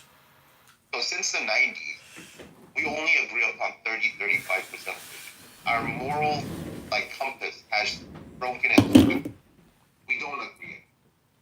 So even church. Whichever side, one last thing, whichever side wins the cultural war to take over this AI, unfortunately, either you take it over and you get completely swiped out of society, right? Meaning that once whoever has controlled this AI can now determine who has access to the system. So if you're a lefty, you're going to want to keep out Christians. You're going to be able to keep out anyone who's even associated with Christianity out of all these institutions, and vice versa. So, and unfortunately, yeah, this is going to turn into a religious war, in my opinion. And the people will recognize either I will be punished for being Christian or I will not be punished for being Christian. Those are the only choices you have left in the West. I don't know if I don't think you follow it, but Adrian Dittman on X, which is Elon Musk's, alternative alt account. This might have something to do with what we're talking about, go ahead. It does. So he's posting all these memes, which are essentially metaphysic or esoteric memes. And so he has this chatbot called Doge AI. I don't know if you've seen it, but it's commenting on major like political accounts, politicians posting stuff, and then it just plays the contrarian and says, "You're full of shit." And it's like extremely detailed in its responses, incredibly political in its responses, and it's like, oh my god, this is like an actual practical, useful tool that automatically counteracts all the bullshit propaganda that all these bullshit politicians, big spenders, special interests. You're falling into the liberal logic trap, where the very ideas of liberalism is based on humans behaving as rational actors and thinkers and decision makers. And a lot of studies have come out recently showing that humans are not that rational, actually. So if your entire system of liberalism is based on discussion and debate, where both sides are acting in good faith, where they are both trying to get to the truth, then these liberals have not understood human nature. All throughout human history, it's been violence and it's been action that unfortunately decides who's the winner, not who has the better idea. Plenty of people with shittier ideas have. Well, it's not just action; it's spam. What I've realized. No, but I hear you. No, it's not even spam though. Like, it's not. It is. There's been a spam war. Whoever takes over the system, it's very simple. Whoever takes over this governmental federal deep state system wins. It's that simple at this point. Yeah, that's true. Right. So if you're not doing that, then you're a loser in this system. This is why libertarians lose everything.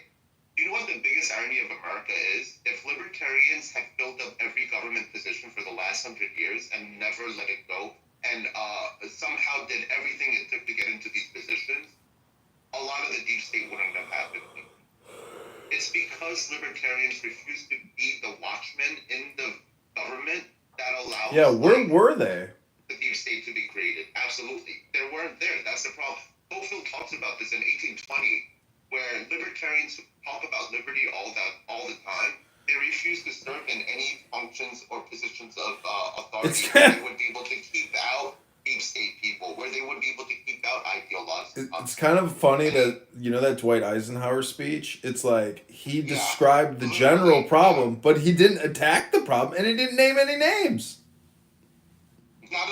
But at that point, it has to be like, in the American system, it has to be people who volunteer to be in these positions and are willing to act like the Democrats, where they only hire other Christian libertarians. That is the only way the system works. You have to create the deep state mechanism within it, and you have to hire the HR department full of either lefty activists or right-wing activists. Those are our only choices at this point. Because if you, the conservative, decides, I'm going to make a fair HR where half of them are lefty and half of them are conservatives to show everybody that I'm a principled person and I'm not trying to take over the system, then when the Democrats win, they're going to fire all the right-wingers and fill those positions up with left-wingers so that they only hire left-wingers from then on. So in that framework of liberalism, in this framework of when you say, we need to make the better argument, you're falling for the trap that people are convinced by arguments when conservatives and libertarians have been right about wasteful spending in the government, that even Ezra Klein is now agreeing with them. Ezra Klein, after seeing how the government works for the last 5 years in the federal government, he's come to realize how right the conservatives and libertarians have been for the last 80 years.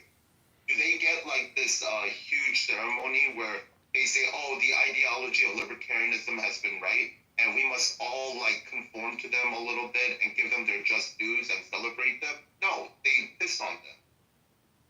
Just like Trotsky would piss on your ideology. Just like Lyndon B. Johnson would piss on your ideology.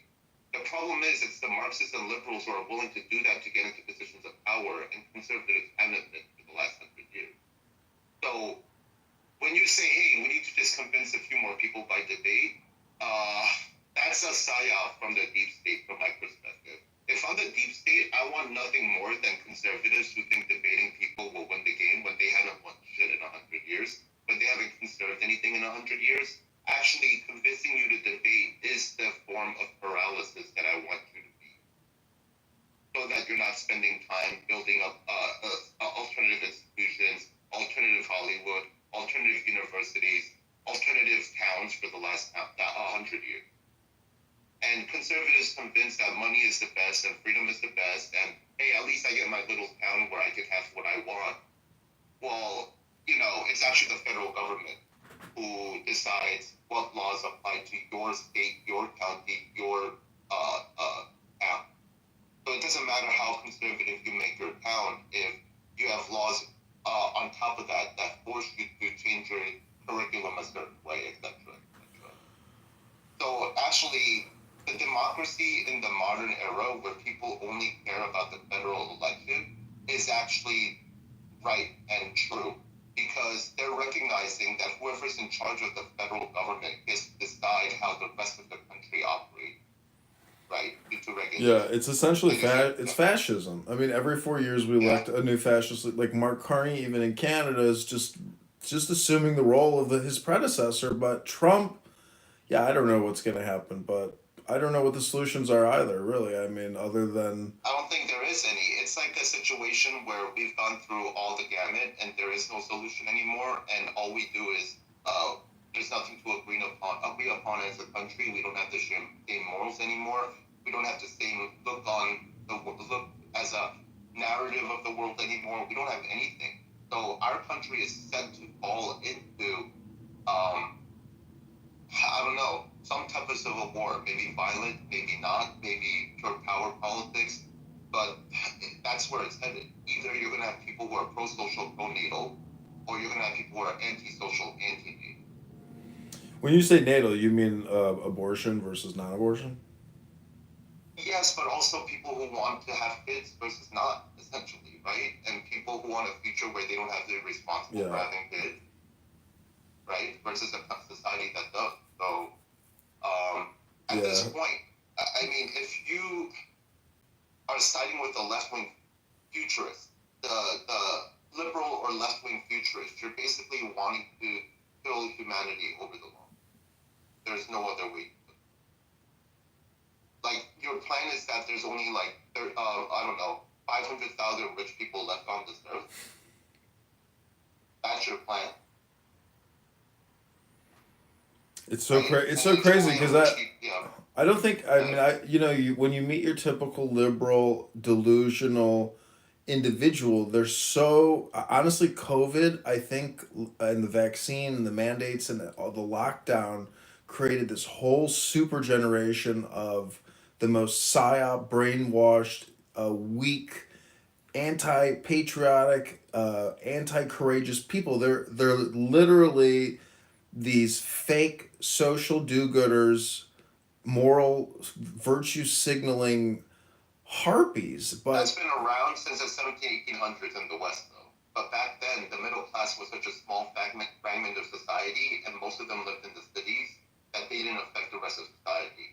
Now they do. That's the difference. Now the middle class is 50-60% of society. Now every parent is sending their kids to drag queen, whereas back in the 1800s, you would see middle class women from the the mercantilist crowd who'd get rich.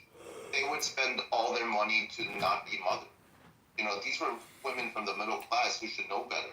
But as soon as they got rich, they would hire au pairs and Irish or poor whites to raise their kids, and then they would go to the coffee shop and talk with their friends about politics or how much they donated to Africa or India. So this type of virtue signaling of the 1980s and helping Africa has been happening for 200-300 years in the West since the rise of capitalism. But they didn't really get their dopamine. So then once you expand your middle class to like half the population, you're just creating like a whole section of society that are just rich women who are wasting their husband's wealth, not for to build institutions or to create anything of value, but to just have fun essentially and get your rocks off by saying, hey, I donated $30,000 to India. I'm the best out of you guys. And this kind of Charles Dickens was writing about this in the 1850s. He called it telescopic philanthropy, where white women, it seems he said, cared more about white Christian women in the West, whether it was England or America or France, cared more about poor children in India or Africa than the poor white kids that they walked over every day on their way to and from the market.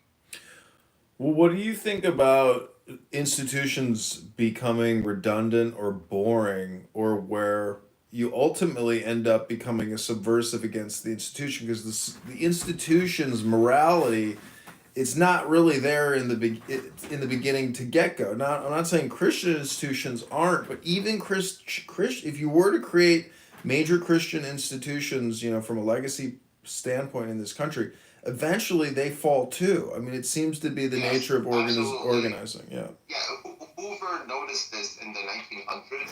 That's why he created the Hoover Institution, because he saw so many of these progressive and lefties make their own institutions, and they were having a lot of say in politics as early lobbyist group. And he's like, why doesn't the right do this? So he decided to make his own institution. At first, he did the method of letting the board run the Hoover Institution.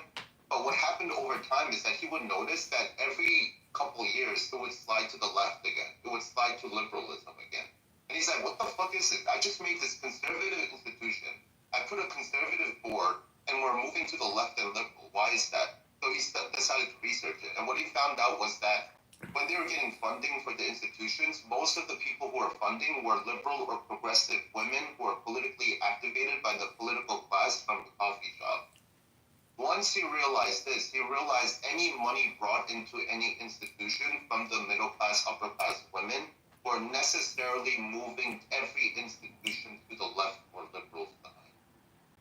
As a way to fix this, he found out a way to fix this, and what he did was he found the most autistic engineer who was conservative in the University of Chicago. He had him be the president for life. Once he did that, and the Hoover institution has only had 3 presidents in the last 100 years who make the final decision and the final say and have a veto, aka a monarch. That is the only way the Hoover institution has been able to be preserved to be more conservative than liberal. Basically, what he's criticizing is the whole lobbying, the whole lobbying, what would you say, system of America. Essentially, everything is to the wants of middle class women, and all of their values being liberal. You're like the This has Stephen. been going on since 1910. Go ahead. You're like the Stephen Miller of Clubhouse. I mean, look, the more I read, the more I realize most Americans don't care. And that really pisses me off when I as an immigrant is doing all this research and most Americans are fucking bitches at making money and then complaining that their society's going down the drain. And maybe we're all part of the problem. Maybe liberalism was a mistake. What? Maybe most of you guys don't care about politics or the future or us as a society or maintaining any of the institutions that got us to where we are. Well, I think the only solution is if you want to improve society or improve the world, you have to improve yourself. So I think if you combine that with No, but that's bullshit. I mean, well, I'm saying you use it politically. In your process improvement, you use it politically to obtain power to squash all of the bad idea people and all of the fraud, waste, and abuse people. So but it's it would politics. require an aristocrat. You would have to rebuild aristocracy basically in order to do that. These were the only people in human society, in human history, who were willing to give up all the freedom and the ability to make money and fuck bitches and go travel around Europe like the rich aristocrat. What do you think? What do you think about this solution? Federalizing the entire country, where there's no more. We get rid of 50 states, 50 mayor, 50 governors, 5 gazillion mayors, 500,000 sub mayors, millions of fucking people in these bullshit councils. Like, there's too much government in this country, and it's a parasite. And it's predation. And so if we were to really, because the country's broke at 40 trillion. From my perspective, there's no good answer at this point. From my perspective, people want a freer society and go back to American republicanism where you have your freedom and you have more rights and the government doesn't interfere. That only works with a very independent group of people who have local associations, church institutions, layers of institutions, layers of law, layers of social norms. We're far beyond that point. Those don't even exist anymore, though. You go to any local church and they're... So in the last 100 years with the welfare system and industrialization and reliance on technology, we have destroyed all of these things. Which the only way for us to go back to a society where we don't want the government to interfere as much is for every one of us to be extremely individual. Extremely responsible as a collective, as individuals. The problem is, the government has made most people irresponsible over the last 100 years. So even if you gave all of us freedom right now, that the libertarians and right-wingers have a wet dream, it would just turn into Mad Max at this point. Because most people don't know how to take care of them. It's already Mad Max. And the left-wing are both retarded. It's already Mad Max out there, man. I mean, the robberies, the homicides, the carjackings, the terrorism. It's anarcho-tyranny. Anybody, especially before security cameras and AI, it's truly a wonder that 20% of this country didn't go full criminal in the last 60 years and just say, wait, we have all this freedom and there's not enough policemen and there's no such thing as security cameras. And you don't even have fingerprints yet and DNA sampling yet. It's truly a wonder that most Americans in the last 100 years didn't abuse, and it's a small percentage did, but the vast majority were too busy farming and like didn't have the time and freedom or the know-how But to you have to look at it in terms of, for example, Congress is a small group, a small body of 500 plus people that are responsible for trillions of dollars in fraud versus the whole population, which is only responsible for, let's say, a couple $100 in fraud. It's just it's magnitude, and so it's already happening. I mean, it's really Mad Max. It's like it is Clown World essentially. It's really just like Clown World. Yeah, that's what I think. But the only thing that's kept our society together instead of going full like GTA 65 is that we had Christianity and morals and civic religion, all these things, and but how do you look at China though? But that's the only thing that kept generally people together. But China has Confucianism and Taoism, Buddhism, but not so much. No, it's more nationalism and these new liberal identity. The American dream kept people together. No, but how did China organize? How did China organize such a huge economic boom and have 500 million middle class? It's crazy. Yeah, it's. I mean, all of these identities work until they don't. All of these like non-religious, non-traditional identities, they work until it doesn't. And as soon as there's like a bad winter, everybody goes crazy and starts killing each other and cannibalizing each other.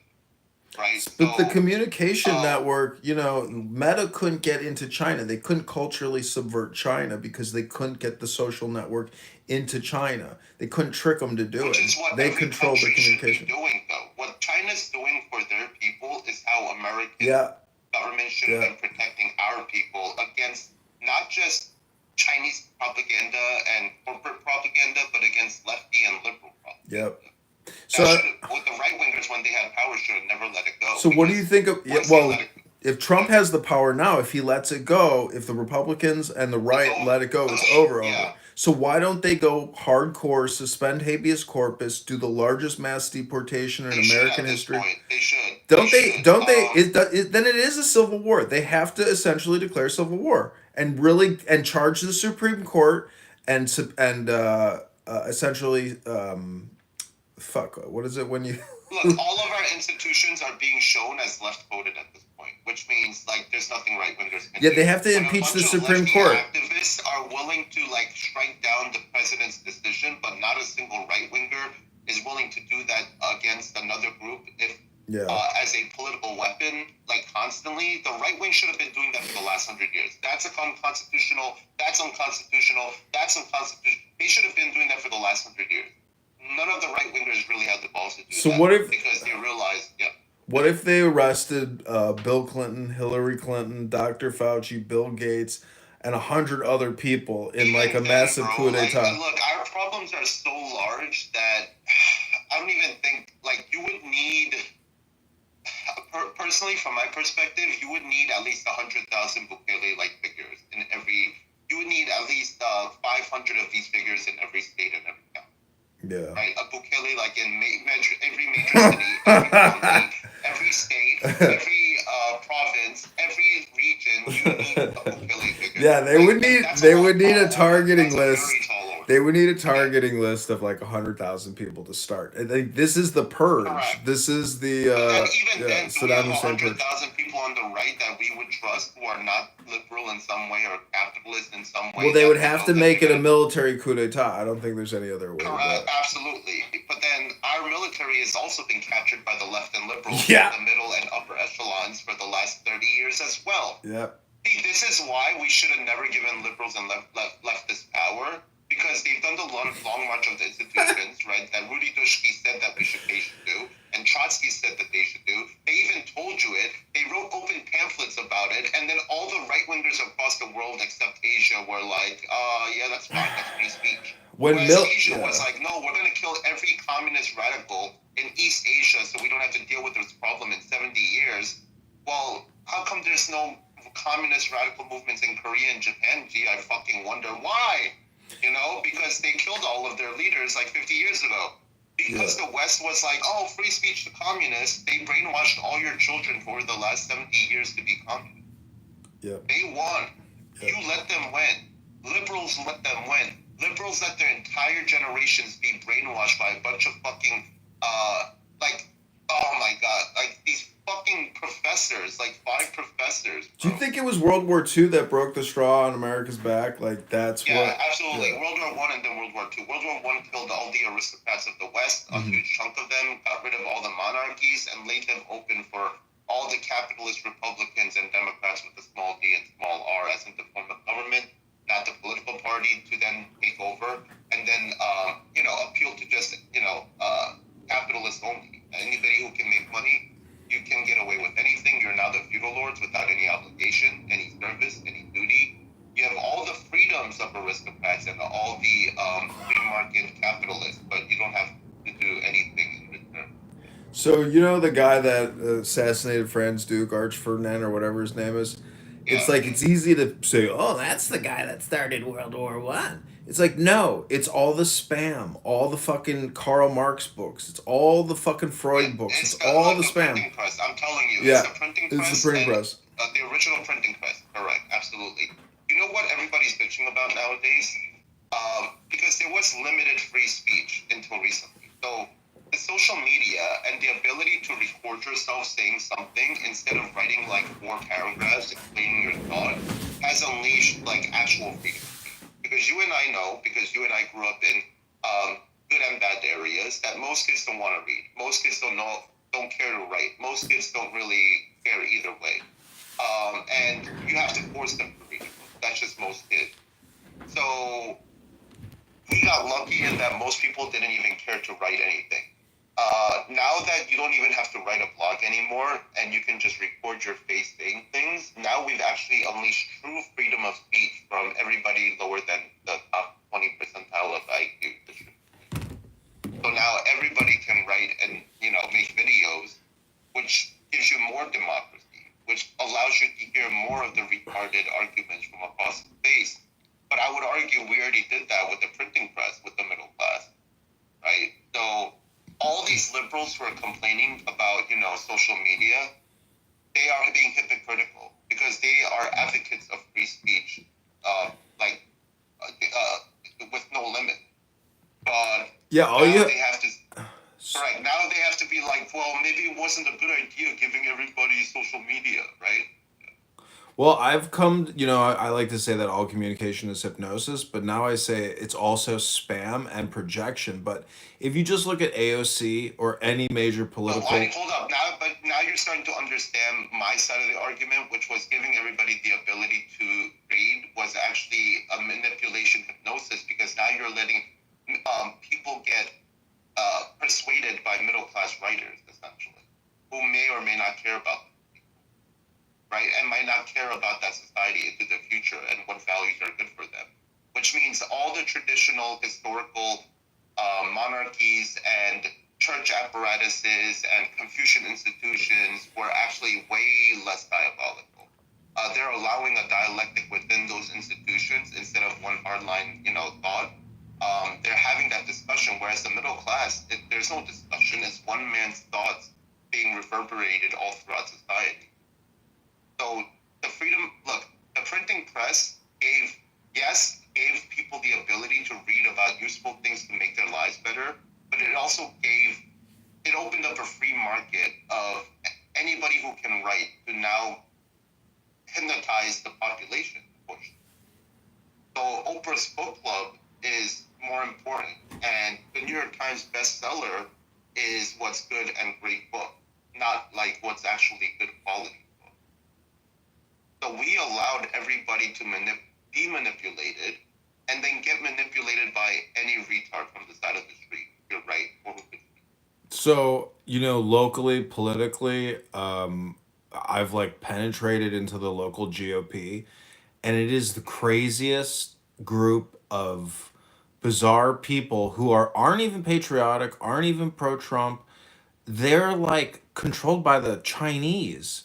Like the weirdest turn of events I've ever seen in my life, but it's also crazy people, neurotic people. Yes, but that's because liberal politics has reached a point where, because the leftists and progressives took over the deep state of the society 100 years ago in the government, everybody who's come after that reacts against the deep state in some way. So the hippies even reacting against the deep state in the 60s, talking about Big Brother, they're all reaction. Some of them justified, some of them not. The problem is that the right wing has just become the reactionary group for you to join if you feel like the liberals and left have gone too far. So do you know remember how we used to make fun of like lefties on the right wing until recently about how, every communist revolution turns into all the different factions fighting for power and supremacy and murdering everybody else? Well, the right wing has finally reached that position because now that the average culture of society is left liberal coded, the right wing is just basically all the 80s liberals, 80s libertarians who rejected all the policies of the left-wing deep state, and they're just coming to the right wing. And now we've become a collection of the Lost Boys. We're the collection of anti-Soviet liberals from the 1930s. We're also full of ex-Trotskyites with like James Burnham. We have taken all the rejects of the left-wing and liberal party, and we've become a coalition party of capitalists, classical liberals, libertarians, disaffected liberals, and disaffected leftists. So we're just as liberal as they are. We're just as for freedom.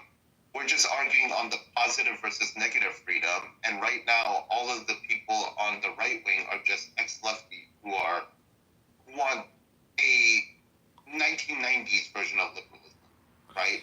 What do you think about the parallels with like ancient Rome and Germany, meaning that there were liberal senators in Rome that said, "You can trust your northern Viking. They'll be good to us if we," so it's like losing that type of Grecian discipline of a spear, a sword, a cloak, a blanket, a plank bed. I mean, nothing fancy, which is really just frugality. And I think at 40 trillion, 100 billion in debt, it's a race to the bottom because everybody knows. Yeah, but who are generally the people in society who go through that suffering, even if their society's doing well? It's the military. It's the military aristocrats. The military aristocrats have to go on the same journey as soldiers when they go to war. Okay? Even the military aristocrats, even if they're in fluffier fucking tents at night, they're still riding that horse for 80 miles just like everybody else. Okay? This humbles your elite to a degree. Okay? The elites who stay in the city at the center that never gets attacked, the city center where you have the scholars, the bureaucrats, and the poets, they don't ever have to deal with reality and pragmatism, right? Where as a military leader, you have to make quick decisions. You have to make the best possible decision you can, even when all your options suck. You have to deal with pragmatism at every basic level, from logistics to battlefield strategy to everything else. Your men have not eaten for 5 days. You have to deal with that. There's no way you're gonna just able to have like starved men. Well, that's the big. We had a jobs program for the military. It's not even out of necessity. It's out of annual number and quotas. And when the president installs men that dress up as women as major generals in all branches of the armed forces, including the surgeon general. We're the 1970s and 80s with all the incompetent Russian generals, except they're trans and lady boys. That's it. Yeah, that's why I say it's just like every time I get angry, I have to remind myself, don't panic. You live in clown world, and this is just an unfortunate version of reality. Look, I wouldn't mind the fact that we're in clown world as much if they didn't have access to AI technology. Now the clown world leaders and the clown world followers all have access to AI technology that they will use brutally against us in ways that we wouldn't use against them.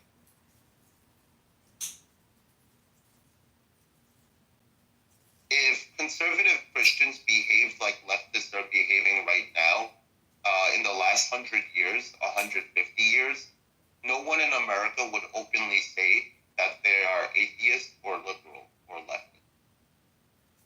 Okay? The way that they've treated us is not the way that we have treated them. We have given them gay rights. We have given them women's rights. We have let everything slide without a violent rebellion. We have given them everything that they wanted. We have let them bully us relentlessly. It's harder to come out as a Christian or in this society or a conservative than it is to come out as gay now at this point. Okay? That's how far we've gone. We've bent over backwards to let the liberals and leftists and gays and women feel more included. And what did we get out of that? We got spit in our faces. Our churches got closed down. We can't even say Merry Christmas anymore. This is what we got. So we did this to ourselves. The Christians were more liberal than they were Christian, whereas the lefties are more lefty than they are American. And we somehow consider them like American when they're global. So this is what happens when you're so live and let live and liberal values and get rid of traditional values. You don't even know how to defend yourself. Well, I find it funny that Andrew Tate says it's not just the Jews that are the problem. It's also women that are the problem. So it seems to me like there's two always scapegoats, which are Jews and women. And if you are... but it's actually the men who are the real problem. It's Western men that are the problem. Right, that's the problem. The women, it's actually Western men. But then now Western men, like, because they're tied by liberal values, feel like it's someone else's fault, and it's got to be the Jews, for the blacks it's the whites, and on and on and on, right? And so, but at the same time, like, they're not wrong that the Jews are taking advantage and making it worse for themselves in the long run, because they're making every anti-Semitic like idea kind of seen as real to half the population in the world. So this is what I don't think people understand about Christianity is if you want to model your life after Christ, he is essentially a good example of what a man should be. I mean, it's people, you see what I'm saying? Where it's like you give. No, yes, but here's a problem, right? Like the West, they were very barbaric Celtics who would go on tribal raids all the time, like every other pagan group. And Christianity made them more palatable. But the problem is, if they're going to be nice like that within their own society, they need leaders who are willing to protect their society from Islam and outside invaders, like the Huns and monks. The problem in the West is our leaders are no longer the fierce and protective types who are able to defend this country and rally the people and the troops when necessary. So that's why it seems like this is the problem. It's not that Christianity is the problem. It's that we don't have Christian elites who are willing to use violence to defend us when necessary, right? Whether ideological trends, whether memes and trends, right? Values that are bad. So well, how did the founding fathers not see this coming then? Like, I mean, or did they? And they warned us. Yeah. Some of them did, but every one of them were liberal in some ways, so that they would always counter each other's arguments in a liberal circle jerk. Imagine 5 libertarians debating. Yes, they will disagree with each other, but they'll also overlap and agree with each other on different things. So that's how you have to see the founding fathers. John Adams thought that he was fighting for a monarchic republic of bringing the English system here and having our own King George, who is less hereditary aristocracy.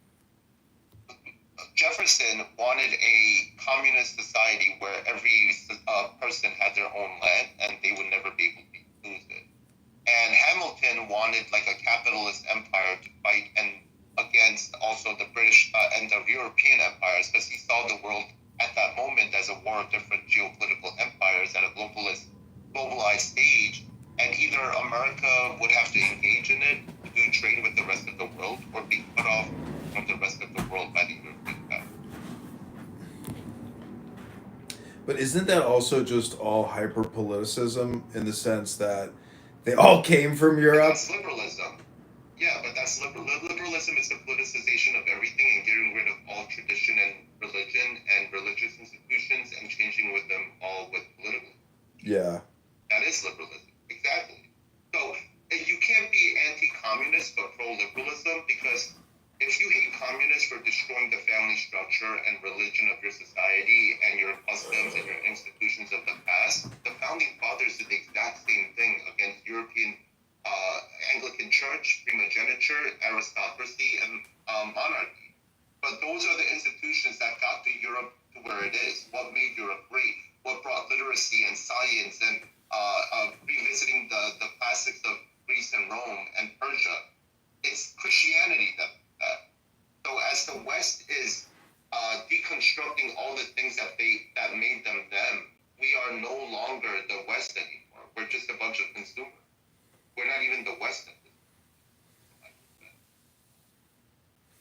You know, the peace of Augsburg removed religion from the West's like institutions. Go ahead.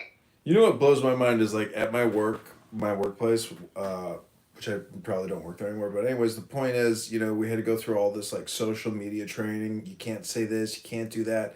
You can't even list more than 10 items on they gave us the most ridiculous set of instructions and protocols about what we can and can't do. And then it made me so angry when I'm thinking like, I can't even exert my own political freedom of speech, but yet Kamala Harris, AOC, and all these people, their whole lives are just dedicated to brainwashing us. And as an employee of this federal agency, I can't even fight back with my own words, otherwise I'll lose my job. I was like, wow. This country's fucked. Speech that allowed 1 to 30 liberal and leftist and atheist activists to change this country radically based on its own liberal ideal, right? So we used to have Christian morality and ethics taught at school. We used to have manners and etiquette taught at school. Like, nothing stopped that from being taught except liberals who were like, hey, we should only teach math and English. And we were like, that sounds like a good idea. But isn't it ironic that all the lefties in the 60s who wanted that to get rid of Christianity, now the conservatives who hate gay values in schools are using that argument as well against the liberals as saying we should only use math and we should only teach math and English in schools. But isn't that the same argument that deconstructed Bible study and prayer from schools? The right wing is just as secular as the left. They are their own worst enemy. They will literally start using that's good. That deconstructs their own values. That's superior philosophy to know that you're your own worst enemy. So what does it require? A good balance between politics and religion? At this point, it's gone. I mean, you would have to reinvent religion through, I don't know, how would you even do that? How do you construct, the West religious values again from, I don't know. I think once you lose it, it's over and it's done. Like when China lost its social technology that used to teach how important family was during the Warring States period, there was so much civil wars between family members and different provinces on and on and on and on that everybody didn't take family duties seriously at all. They all became ideologues of different what would you call it, nobles or warlords, and they would all be swept into whichever warlord can feed me is the most important, not my family.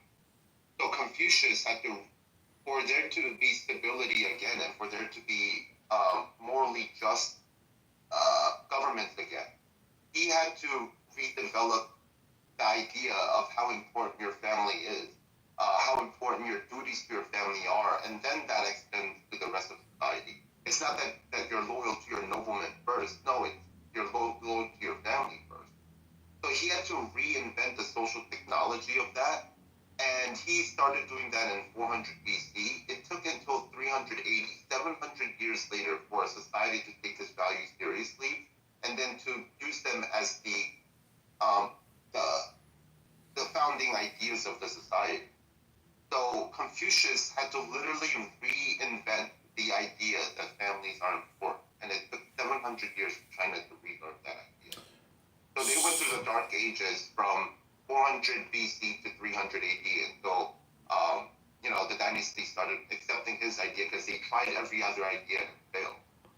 So I was watching Chairman Powell lecture the media about their independence from Congress, and they don't give fiscal advice to Congress, and they don't ask for monetary policy advice from Congress. It was at that moment that I realized, oh my God, this guy is like a second president. He is the president of a bankers Congress, which is national and global in scope, and they're totally autonomous. They don't meet with the president. They don't necessarily even communicate with the president. So we have the Speaker of the Congress, we have the President of the United States like we have these governing bodies of varying institutions with different functionality operating kind of together in a dance, and it's kind of adversarial. Um, but what was my point? The point is, I don't know what my point is anymore. It's just I was kind of amazed to realize. Oh, like that. Your leaders don't really have that much power, and it's all these non-governmental institutions and players of that really have more power. Yeah, they're the real Like players. 2 minutes. I gotta take care of something at work. I'll be back in 2-3 minutes. Hold that thought, and I'm gonna play like a audiobook while I'm gone. I'll be right back. There's no one else. Psychologically normal people will face an abrupt collision with the future.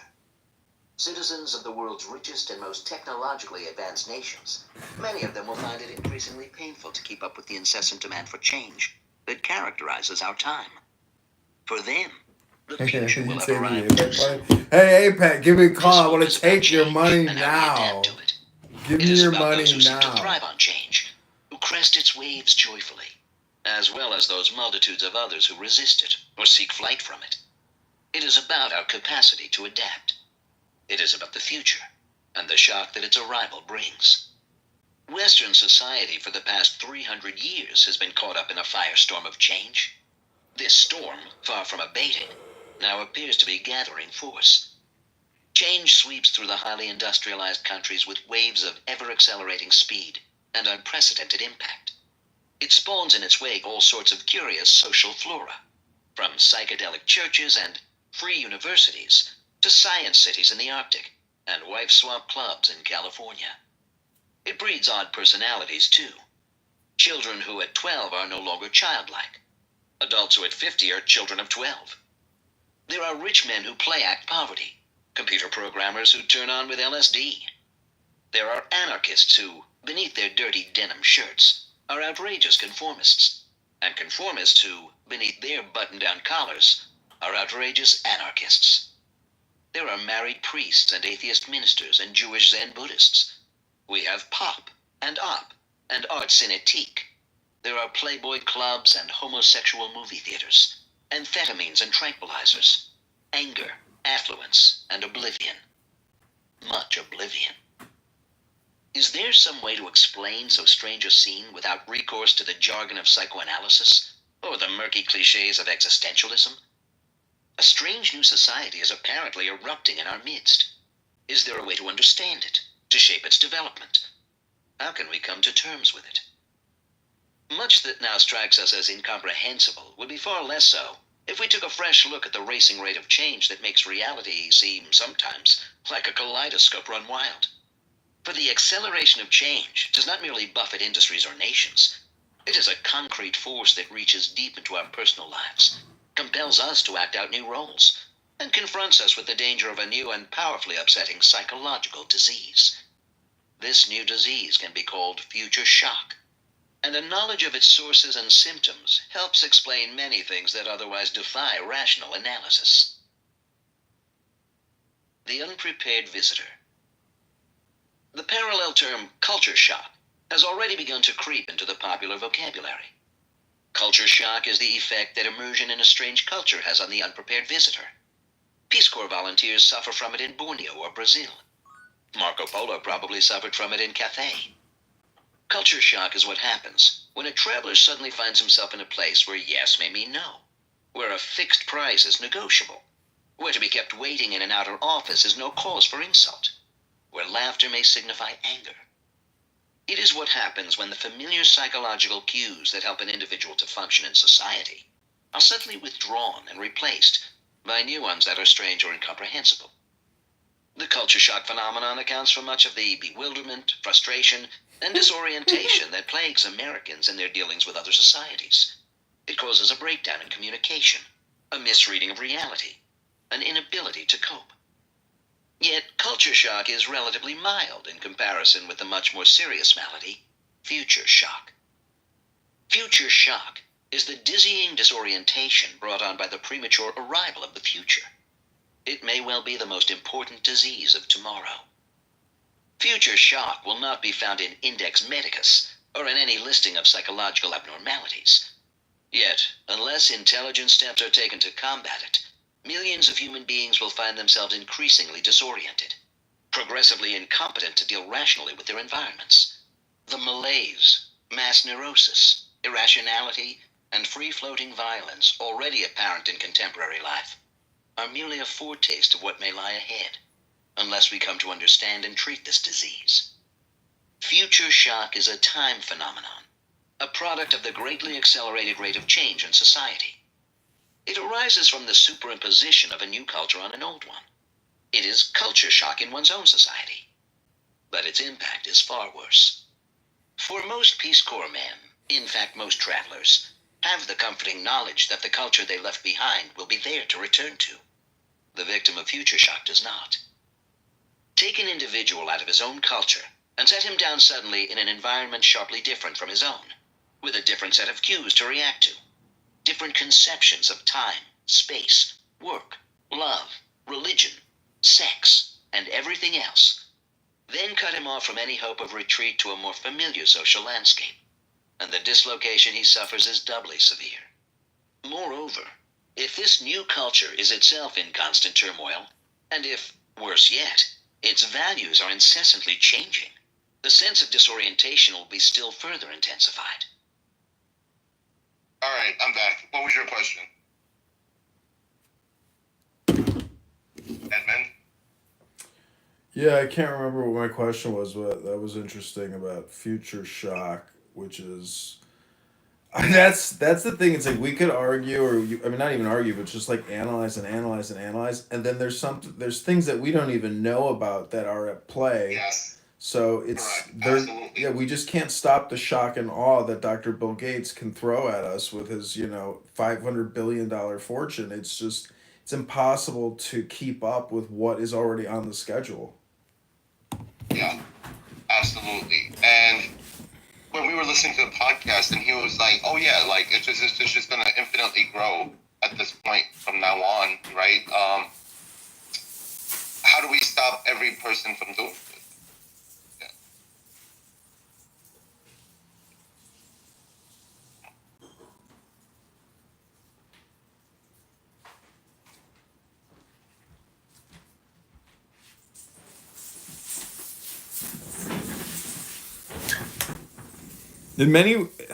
I feel like in many ways the system I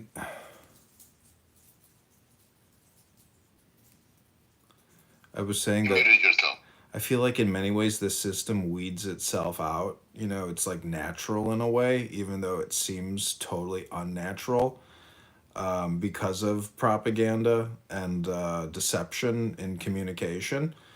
Nonetheless, the system seems to course correct quite well, knowing how many people are on this planet and how things are functioning. There is a lot of organization and functionality, but like in that former podcast speaker that you're saying, there's this random violence which is roaming, and we can't seem to get the security which our society has built up as a demand. I mean, it's this huge deception. And I don't know, the COVID 2020 lockdowns, up all the way until essentially January of this year with Trump, has been like the most toxic, we are our own worst enemies situations. But the thing that pissed me off the most is the censorship. Is that I'm sitting on 50 phones at home right now because I've lost countless accounts on all platforms, having thoughts or retweeting thoughts and trying to communicate with people. Yeah, but to me that's based. Like, we wouldn't be here if we didn't unleash that. So when you cry about Clown World, you're simultaneously saying that free speech is good, and then you hate free speech because all these people that you don't agree with have access to free speech. So when liberals it's not just their free, it's their power. It's you're either going to have a tyranny of good values or a tyranny of not so good values. But even the tyranny of good values isn't as bad as the tyranny of bad values. Well, what do you think about immigration? Because all these Catholics are super pro-immigration. Like, what the fuck is that? I mean, Right, but that's another liberalization of liberal values that affect and mind virus people, right? Whereas the Catholics of the past, they're like, we're not bringing all these fucking people around the world to Italy. He built the wall to keep out people, the Vatican Wall. So the Catholics would bring like the bishops and the most, high-level position people to come visit Rome, but it wasn't like they were bringing all the poor Christians or newly made Catholic or indigenous people to their country, right? I'm sure Protestant. Even the Catholics, right? But this is the Protestantization of the Catholic Church. But it's also that now the Catholic people want whatever is beneficial to them, and they're going to support any political cause that allows them to have a better life, right? So this is just individuated, atomized, intersectional politics where you just pick and choose the smorgasbord of values which make your life easier, right? That allows you to have a better life. It's pure individualism. It's pure short-term gratification, or you're thinking only about yourself. So then no one's thinking about the future of the country, the security of the country. Oh, I have an aunt who is an illegal immigrant, so now I have to be pro-illegal immigration. I have if I'm white, oh, my son just married a Mexican girl, and her mom's an illegal immigrant. Now I know someone who's gay, and someone who's an illegal immigrant, and someone who's a refugee. Now you're like, oh, personally tied to it. So now everybody's individual feelings are involved. And yeah, it's a shit show. It's a shit show. And everybody has a reason to be liberal for some reason. You want to absolve yourself of responsibility, right? Or you want more responsibility. So, like, that same word freedom means different things to different people. When you talk about billionaire aristocrats who should be patriotic leaders, you think about elite homosexuals that's like started Palantir, guys like that who live these. He is, though. He's become culturally Christian, by the way. Peter Thiel. Yeah. For his own benefit and for the benefit of Western civilization, but he's starting to realize, holy shit, like, all of our ideas and values did come from the Catholic Church and the Protestants, whether we like it or not. Yeah. And so even as a programmer, as an engineer, he's like, if we want to maintain people not killing each other, well, or having such a division in society, or having this, like, wokeness as a disease that's going to come out every year from now on, like, what kept societies from devolving into that? Oh, shit, it was, like, the church, and it was the church, like, rituals, and it was the church preventing people from being able to be used as political tools, right, as ideologue, actually, that prevented this scenario from breaking out early. What do you think about optimists, like robots? Do you think those are just, like, more hypnosis and not actually game changing in terms of, like, look, if having you're a cell not phone? a techno-futurist and you don't have a way to quietly transition this world into having way less people, then you're not serious. Like, your technology is, if the way you're going down, it's going to replace all the middle class jobs first. And who's going to buy your AI product if there's no middle class anymore? This is what the AI techno-futurists have not thought about at all. They think that you're going to have the same amount of consumption now as you do in 30 years after you've gotten rid of 70% of middle class jobs. Like, the accountant is not going to be able to afford your VR goggles, you dumb fuck. The accountant isn't going to have the job that gives him $80 grand a year so that he can afford to pay for your subscription every month. So if you make this AI and they get rid of all the middle class jobs, who is going to be able to buy your product? Only your friend. So you're making these products for, like, the same million people from then on. But a lot of these new products are just redundancies and just slight modifications. I mean, my cell phone now, actually, the manufacturers end up just degrading their older products, which are actually just perfectly fine. Like how Apple slows their shit down over time, all the older phones end up not working. So, like, that's kind of the subscription model of big tech, where it's stay upgraded with us, otherwise your experience is going to suck.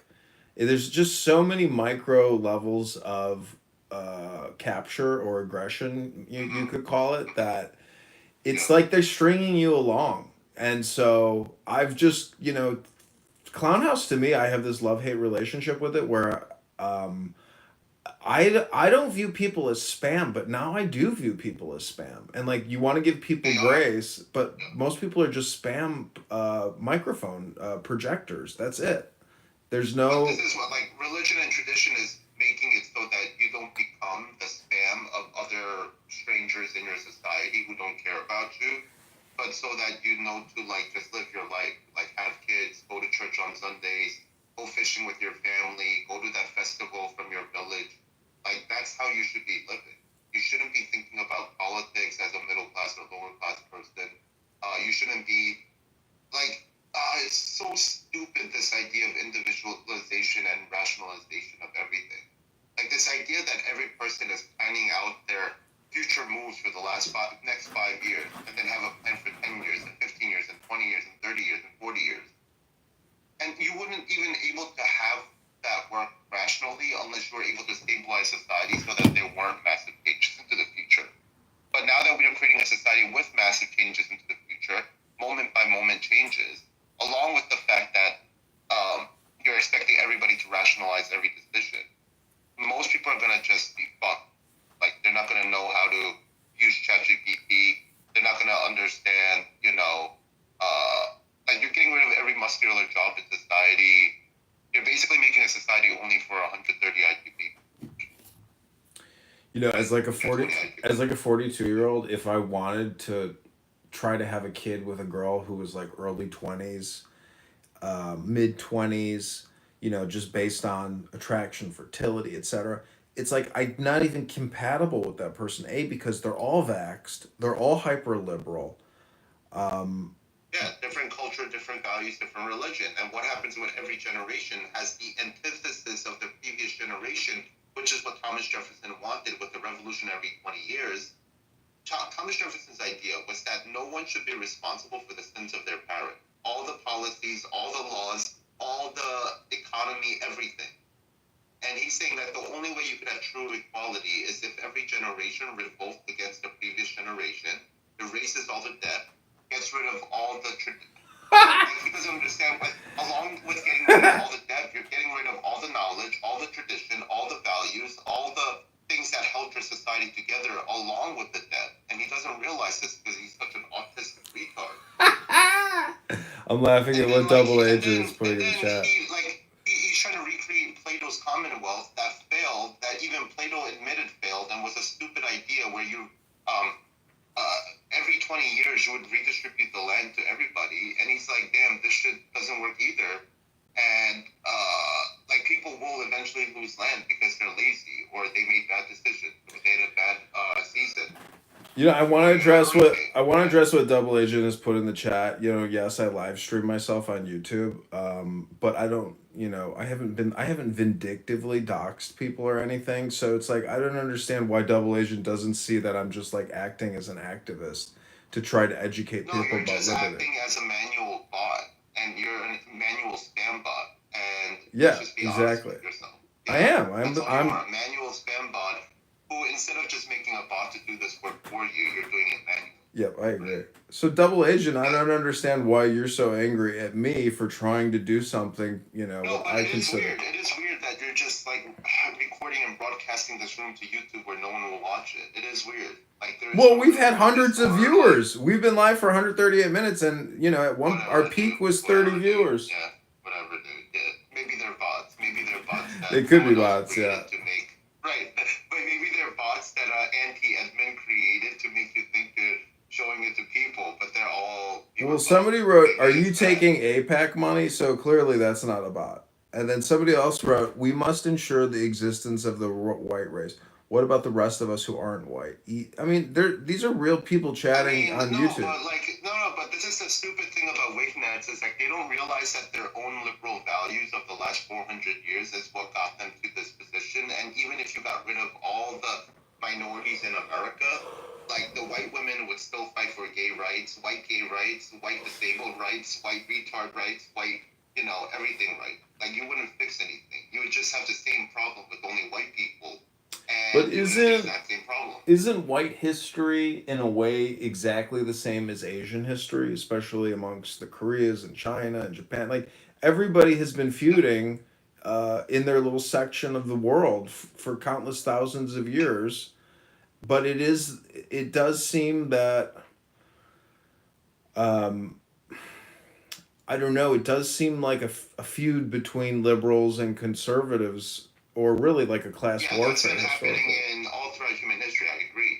Like, you see very product sim idea. Like, when I was telling you earlier about the 100 schools of thought era, there were dozens of different ideologies that formed because the thinkers thought that like there's something seriously wrong with even how we have ideas in our society. And Confucius is like, look, like our society in China at 400 BC have forgotten how important family is. That family is the basis of society. And this is something even Milton Friedman, the libertarian, agrees with. And he's like, look, all these libertarians think that society is built on the individual, but it's really not. It's built on the family. It's built on sacrificing the future. It's built on passing down values that are pro-social, pro-natal to the next generation. Without those, what we would call software in the modern age, we're doomed to failure. It's the tradition of having children that prevented people from getting into ideologies that are anti-natal, right? So once you get rid of that, you're opening up the idea to every woman that maybe they don't need to have children. But what's the male equivalent of that? That would be like a male who says, I'll never serve in the military. I never want to work for the rest of my life. So if women are able to say, hey, look, I don't want to have children, fine, then men shouldn't be responsible for defense of the country, positions of all these, manual labor jobs, garbage men to plumbers to everything else, right? That would be the equivalent. So if women are going to go down this path that they shouldn't be responsible for having children, then the reaction from the male side will be, I never want to work again. I never want to work in a coal mine again. I don't want to work on a oil rig again. I should be able to pick the lifestyle I want for myself. And who's going to do those jobs for you? Exactly. Grant Cardone. Grant Cardone, who I'm not like a huge fan of, but I like him more and more now. But he said, if a man isn't earning an income to support a family, he has a tendency not to be happy. But then I'm also thinking, like, you know what? That's a hyper-conditioned statement because America has sold itself out over the past 100 years where every man could have been a king and we was kings. But unfortunately, the dollar has fallen 99% in value since, 1920. We gave away our power in the form of a banking monopoly. So we lost our independence and our ability to manifest destiny when we gave up essentially our own ability to create debt, and we gave it to an independent agency known as the Federal Reserve. I think that one historical chess piece movement in American history is what has really weakened the culture substantially. And if you read Karl Marx, he says that fiat currency in its final form is, communism, socialism. And that's exactly what it is. But I don't get the feeling that a lot of these bankers are really liberals. A lot of them are very fiscally conservative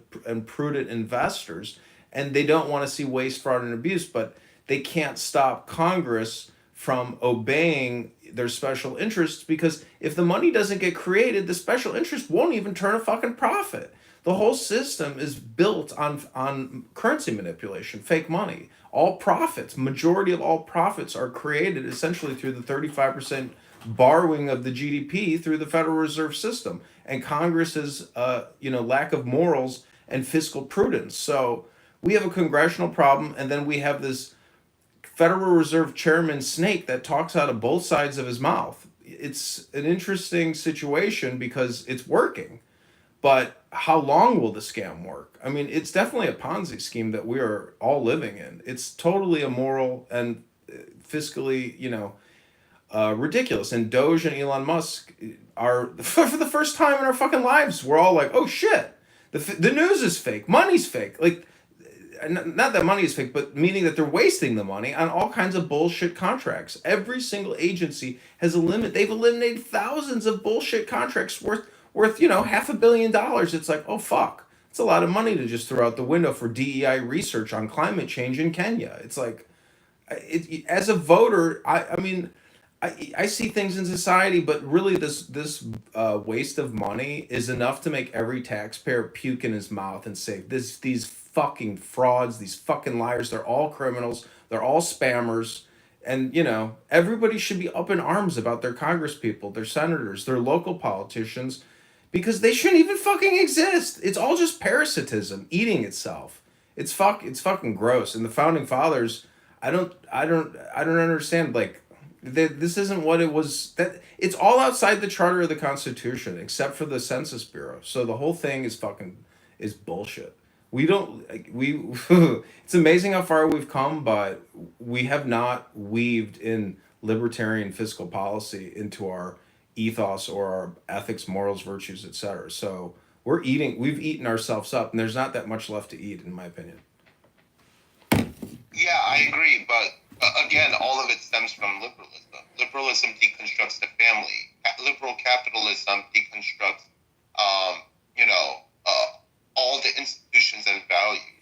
Like, unfortunately, this is why the merchant class in most societies historically were put in the lower classes, either right above or right below the peasant class. And you're telling them that your importance to society is not like, it should not be to that of all the service institutions, like the military, like the priesthood, like the scholarly class. They don't have to have any loyalty to the society. They can just do what's beneficial to them. So you don't want them in any of these upper level echelons of society. Well, liberalism said, why not? Why not let merchants and townspeople and middle class people into these institutions? Right. So we already mixed capital with, these higher level institutions a while ago, from my perspective. But it truly didn't happen until about 1900, I would say, with World War I. That was the end of all the Western monarchies. But philosophically and theologically, and according to political theology, we already reached that with the Treaty of Augsburg, after the religious war, saying that we're not going to push our values to the minority in our society, etc. Like, we opened the door for that already, because if we can't push our own religious values to the society in general, then we're leaving that door open for any ideologue to fill in that position in the first place. So it's only the institutions like longevity that lasted until like the 1900s that prevented the rest from falling into true anarcho-tyranny as you see it today. But as those institutions lost power and the state gained more power after World War II, that's when you really see this play out.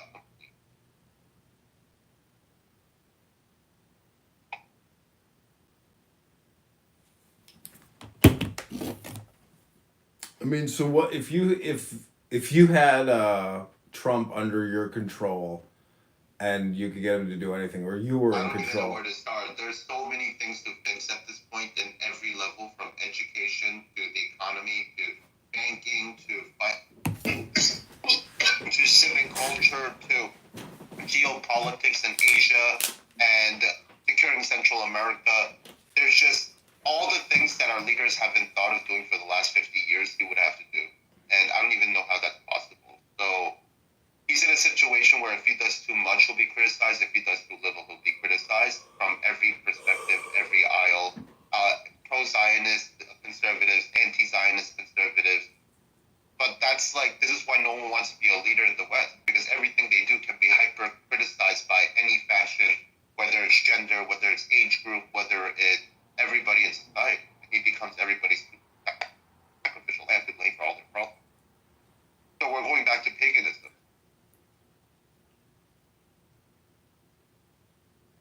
Which everybody can blame all their problems on belief. And by doing that, I mean, I don't know if we're going back, but you could say we've been in a period of paganism since 9/11. I mean, Barack. From my perspective, the last 100 years, if not, more specifically, so once you got rid of Christianity, Bible study, and the Ten Commandments from the school system. Because before 1960s, even all the immigrants who came from Ireland and Italy and Mexico in the 1900s, they were assimilated into the Protestant morality through the school system so that everybody had a common moral perspective. So that we had these, we could socially enforce values because we all had the same values. Once we got rid of that, and we replaced it with, environmentalism and, the woke ideas from the 60s and 50s, and we became more politicized. So there's actually studies that show since 1994 to now, America has become more loyal to political parties than to their own religion. And it also shows that Americans used to share 70-75% of values. Now they only share 30-35% of values.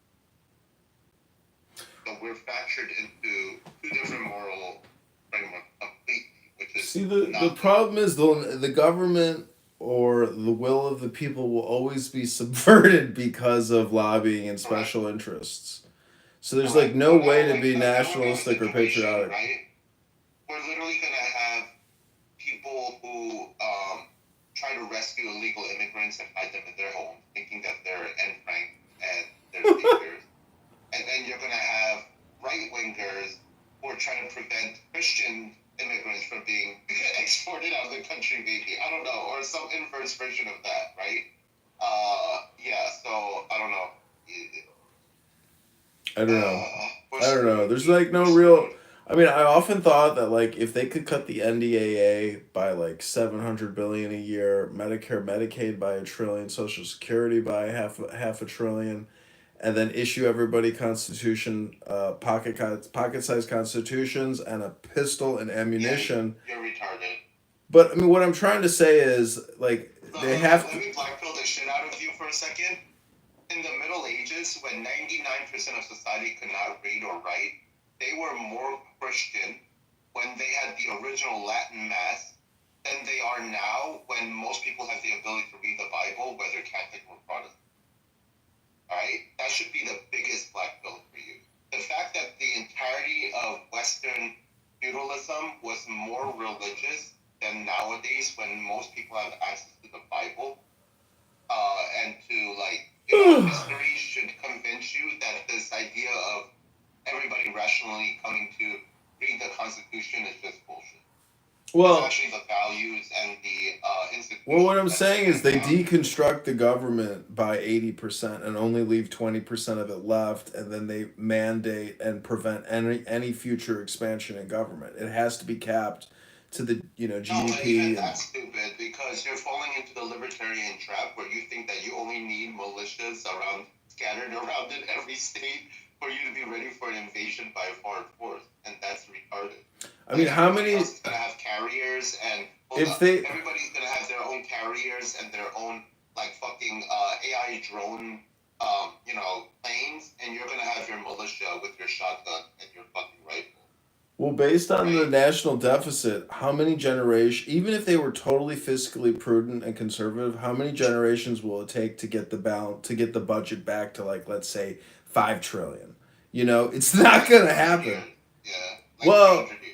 300. It's gonna take 70, 80 years of hardcore state, or 30, 40 years of hardcore. At least, 40 years at least. And Chairman Powell says 20 years of extreme fiscal prudence and incredible GDP growth. So, but what does that really mean, though, for a child born $1 million into debt? I mean, you're an indentured servant. You're back to being a feudal indentured servant. Yeah. At least the feudal lords in the past would go to war with you. They would pay for your wedding, your funeral. They would buy you clothes. They would buy you the armor and sword to defend against the Vikings with. They would help, pay for every religious festival, the 30 throughout the year. They had obligations and duties that came with that. And when you grew old, they couldn't just throw you out. They had to make sure you could live in the same household as your family, right? Now you have the same indentured servitude with I mean, if you buy a single family house, I don't know, man. you can't. You know, anybody born. See, it's more. It's more than just $1 million on the federal register. It's all the local property taxes, sales taxes, car insurance. It's like there's so many expenses that if you don't live your life perfectly, your standard of living. While I got you, I got a play for you. Mitch Metzler. There's a guy named Mitch Metzler who's a huge property owner in Texas, and he's basically making the claim that all of our local district counties and our local counties are all basically bankrupt. And the reason why that we don't see all these counties already go belly up is that for the last 10 years, they've been increasing your property tax rate to make up for all the budget deficits for the last 10, 15 years of over budgeting, not budgeting enough money for all their programs, right? And just creating new programs and new things to fund without thinking where that. Yeah, it's the unfunded liabilities that they can't tackle. In Chicago, they just hired Ernst and Young to find out why the city keeps losing $1 billion a year in deficit spending because they can't even track the money. They borrow, I heard, 80 cents on every dollar to pay out every pension. So they're paying out $10 billion a month in pensions, and they're borrowing $800 million a month to do it. Just in the city of Chicago, and so when you look at all the other liberal cities, that's why I say it's possible that if the federal government becomes insolvent, all the municipals will become insolvent because they all rely on $1 billion ballots. They all rely on funding from the federal government. Absolutely. So why not just get rid of the 50 stars and make it a one-star country? I mean, with that logic, why not just change the currency from $1 and get rid of all our debt and then start with the new dollar that everybody else has to kind of, use anyway? I mean, I guess we could do that, but no one's going to trust us once we do that. If we wipe out our entire debt, but that's like declaring in the world. Right? That's like declaring a second revolution, like on a bigger scale, in the sense that we're telling all of our creditors to go fuck themselves. If you want it, come and take it. You'll have to fight to the death for it, and which means you'll have to enslave us. Right, but then that would either lead to the rest of the world saying, fuck it, we're not going to do that, but we're also going to stop trading with you, period. And then so America will be forced into being another imperial force. Because it's hard, why would you, I mean, yes, you're being really realistic, and I agree with you that they would have to do business with America over time again once we grow again, right? But you would, because then all of their debt can't be paid back either at them. Right? So then they would be fucked and insolvent as well. See, I think, yeah, I mean, I think the political class is kabuki theater, and the banking industrial complex class is the real deal. They're the ones who aren't going out of business because they have a monopoly, and so it's like a generational thing where it's like my great grandfather was a banker, my grandfather was a banker, my father was a banker, I'm a banker. It's like a class unto its own if you're smart. No, but that's been the case from the beginning. Like once you open liberalism, it became a free market of all the best families of every country, society, nation in the world. They all became unleashed without any obligation. Now they can maximize profits. Now they can start banks. Now they can do all this shit. But now they don't need to have loyalty to their country as much anymore. Which was true until about the 1900s, where you did need, the British nobles had to be loyal to Britain, right? In opposition to France and Germany and everybody else. But now, since the 1900s and especially World War II, we've got rid of all those constraints. And now it's literally a free market of the richest people in society around the world who are going to just pass on their wealth to the next generation of their family, right? Man. And as long as you're the banking class overall in a capitalist society, you're never going to get rid of it. The smartest, richest families are going to go into those positions, right? They're not going to be military generals. They're not going to be past priests anymore. No, they're all going into, the capitalist institutions and not any of the other traditional institutions of society. So then what happens when only the dumbest people in society become Catholic priests? Well, your quality of Catholic priests go down, right? The arguments that they can provide goes down. This is what we're doing to society across the board, not just Catholicism. Yeah, well, I like the concept that there's not a speck of dust out of place in the whole universe. So I just believe that because of the communication revolution and the fact Look, that if Christians figure out a way out of this like decline, it'll be the greatest comeback story in human history. I like at this point, I don't see a way. Like I'm hopeful as a Christian because I believe in God, but at the same time, the amount of change that it would take would have to be like literally that for us to get out of this. yeah, I don't know. I mean, did you ever see the movie THX 1138? No.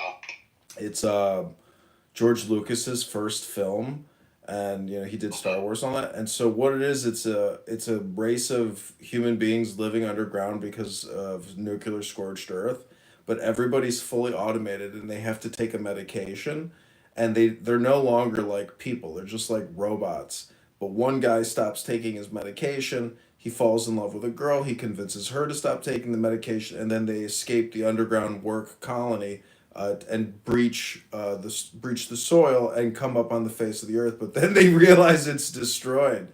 So it's just like, what's the solution to essentially eliminating crime, eliminating lawlessness, instituting prudent fiscal responsibility, and I mean, a lot of people are just so anti-American history, but it's like I'm looking at Thomas Jefferson's book right now. These were not stupid people, and their wisdom was profound. So there's just a lot of disgruntled people out there that think the whole system is going to collapse. But I mean, I've been hearing that my whole life, and generally that's from people who haven't achieved that much and are generally pessimistic overall. But I think if you have a strong bedrock, the future is always going to be bright because you have an incredible springboard to work with. I mean, the fact that we were, Right, but we just don't have that anymore. I mean, but we have a legacy. Hold up. We are such a bougie society that even our lower classes and middle classes are bougie. They're too good to work manual labor. Thank God for AI replacing their labor, because basically our future is always import manual labor for the rest of the I mean, I just went to a bagel shop this morning. There's 20 people busting their ass in the restaurant, working really hard. And there's people on the other side of the counter who are buying, have to wait 30 minutes for their fucking breakfast, and they're screaming, "Give me my money back. I can't wait this long." And I'm like, "Sir, don't you see there's 50 people waiting?" I didn't say anything, but I'm like, that used to be me getting angry. I gotta go. Give me my fucking food or give me my money back. Meanwhile, you got people who are like, just barely surviving. Yeah.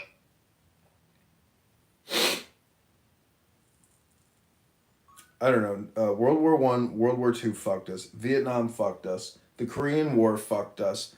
9/11 and Iran, Afghanistan, Iraq fucked us. I mean, America has just continually made a string of financial and military blunders, which seem, intentional, because in many ways, like, the fake economy is the real economy. The real economy is saving and being fiscally prudent and doing things in a business-like manner. All this hyper politicization and especially the Doge stuff, that's what like blows my mind, because you can go to Doge on X and all these liberal F words on this fucking app will never review it. They'll never discuss it. All they just say is, even if Joe Biden was dead, I'd vote for him over Trump. I'm like, are you not even looking at Doge? You're an American taxpayer. This doesn't piss you off and it doesn't flip you red. Like, what will it take? I mean, will it take World War III to change the consensus? Nothing will convince them it's their new religion. What part of this do you not understand? Liberalism became the new religion of the West, and so did individualism and environmentalism. These are their new religions. This is why you look. This idea of liberalism, where you should be able to rationally convince the other side, is bullshit. Humans have never been rational creatures. If we were, then we wouldn't need government, we wouldn't need groups, we wouldn't need organization. Everybody would do their own shit if we were all independently competent. If we could stay awake for 24 hours a day, we wouldn't need each other. But we're not. and humans can't accept that fact. And because they can't, you're gonna, rationally decide to collapse your own society and all humanity for the future. I think this is where we're going.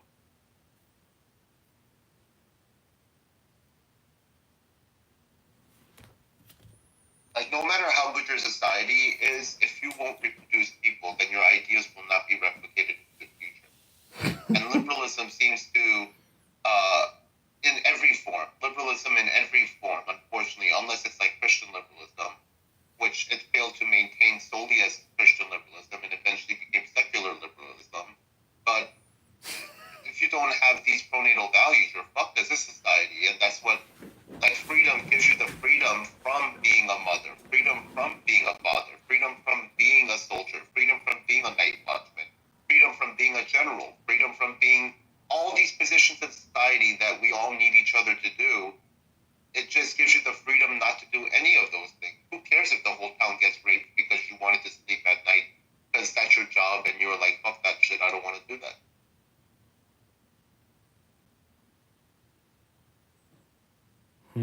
Yeah, I mean, I don't know. I mean, I don't know. I'm just like thankful that I'm even alive at 42. I find it a miracle that I'm even 42 because so many people have died over the past 25 years in the most senseless, for the most stupid reasons. I don't know. I don't want to give like a Christian testimony, but just reading the Bible in high school was like eye-opening for me, enough to where it course corrected my life in a way that without really the Bible, I would be stupid. I mean, because my high school and junior high education in hindsight was completely lacking and inadequate. And they don't even start with base materials. So, I mean, everything is fucked up in terms of the education. And it's really just like it's just like a daycare school and a jobs program for the teachers and a system to circulate the money from the property owners to the pensions of the police, the fire, the teachers, and now all the woke spending. So I don't know. Do you think there's creation and destruction, meaning that if there was a severe black swan event, like a major escalation of hostilities, 3 nuclear bombs, a 10-year war. I mean, because the fucking Afghanistan war was a 20 fucking year war. Like, that's the longest recorded war, like, in human history. So, and it's not even over. So I just don't see how the baby boomers don't have a Joe Biden moment, and after Trump or going into the last year of Trump's presidency, like that's when the deep state kicks off Operation XYZ and plunges us over the end in a coup d'etat, like, guillotine. I mean, because it's a generational conflict, and like it's almost like there's no compromise between the generations. Where Yeah, I mean, I see it more probably coming from the right than the left. I mean, sorry, I don't see it coming from the right at this point. I only see it coming from the left, right? Like, they have to preserve their deep state of the last 100 years and their lifestyle that they've become accustomed to. So it is literally cultural war, and it has been for the last 500 years. The Christians have been playing nice, while the lefties and liberals know not to play nice. This is just a purely anti-Christian system. So it's fine. You want to kill Christianity, fine, but you're going to go back to human sacrifice. And you're going to go back to mutilation. But we've already mutilated our population's Sure, DNA. yeah, but that's my argument, that we have been pagan for like the last 70 years. Yeah. Right? But if you keep going in this direction, then all the things that you like about Christianity is also going to disappear. Treating women nicely, that was in contrast to the pagans. All of that also disappeared. So these lefties and liberals don't really know what they're asking for, because you're going to bring back a completely male-dominated society, right? Who is sick and tired of this shit. So what do you think? The men of the West over the last 100 years have been so nice. So nice. The nicest, least violent, least revolutionary men in human history. and even this isn't good enough for women. So what I've learned from women is that you can never please them, and any attempt in trying to please them is retardation, right? If white women at the current paradigm have convinced themselves that they're the most oppressed people in human history, and they've successfully convinced half the population of the world, this was a bad idea from the beginning. Liberalism was a mistake, because that means that there's no end to this revolution. Everything is oppression. Even if your life is 100 million times better than the average woman 100 years ago or 70 years ago, that increase doesn't mean anything to these liberals and leftists. So what do you... Society where women are completely free from having children, from being a mother, being a woman, so that they can be a man if they want to. That's true freedom for these women. And the women of the feminists of the 1800s were saying this from the jump. They said that until women don't have to have children again, we won't have full freedom. And then we were like, hey, why don't we let these ideas into society to influence everybody? So what do you think the better footing is for the conservatives? Is it rapid escalation or de-escalation? No, because they will never undo any of this because they like money more and freedom, their own freedom and money, just like the liberals, right? They like their money and freedom more than anything, too. So the right-wingers are handmaided to the left, from my perspective. But do you think Trump is the outlier, though? Dude, Edmund, imagine in the 1940s and 60s when they're using the Supreme Court to get rid of Christianity from Bible schools. Imagine, like, even 10% of the Christians were like, no, we're not doing that. We're going to go to school the next day and just keep praying. Just keep doing Bible study. Isn't that what the Quakers? Isn't that what the Quakers and the Mormons essentially did? Yes, but why didn't most Christians? That's the problem. If enough Christians did that, we would still be Christian. We would still have Christianity in public schools. We would still have shared morality. We would still have all these norms and manners and standards that we had. Well, what about... We let like 5 to 10 activists literally deconstruct this from society.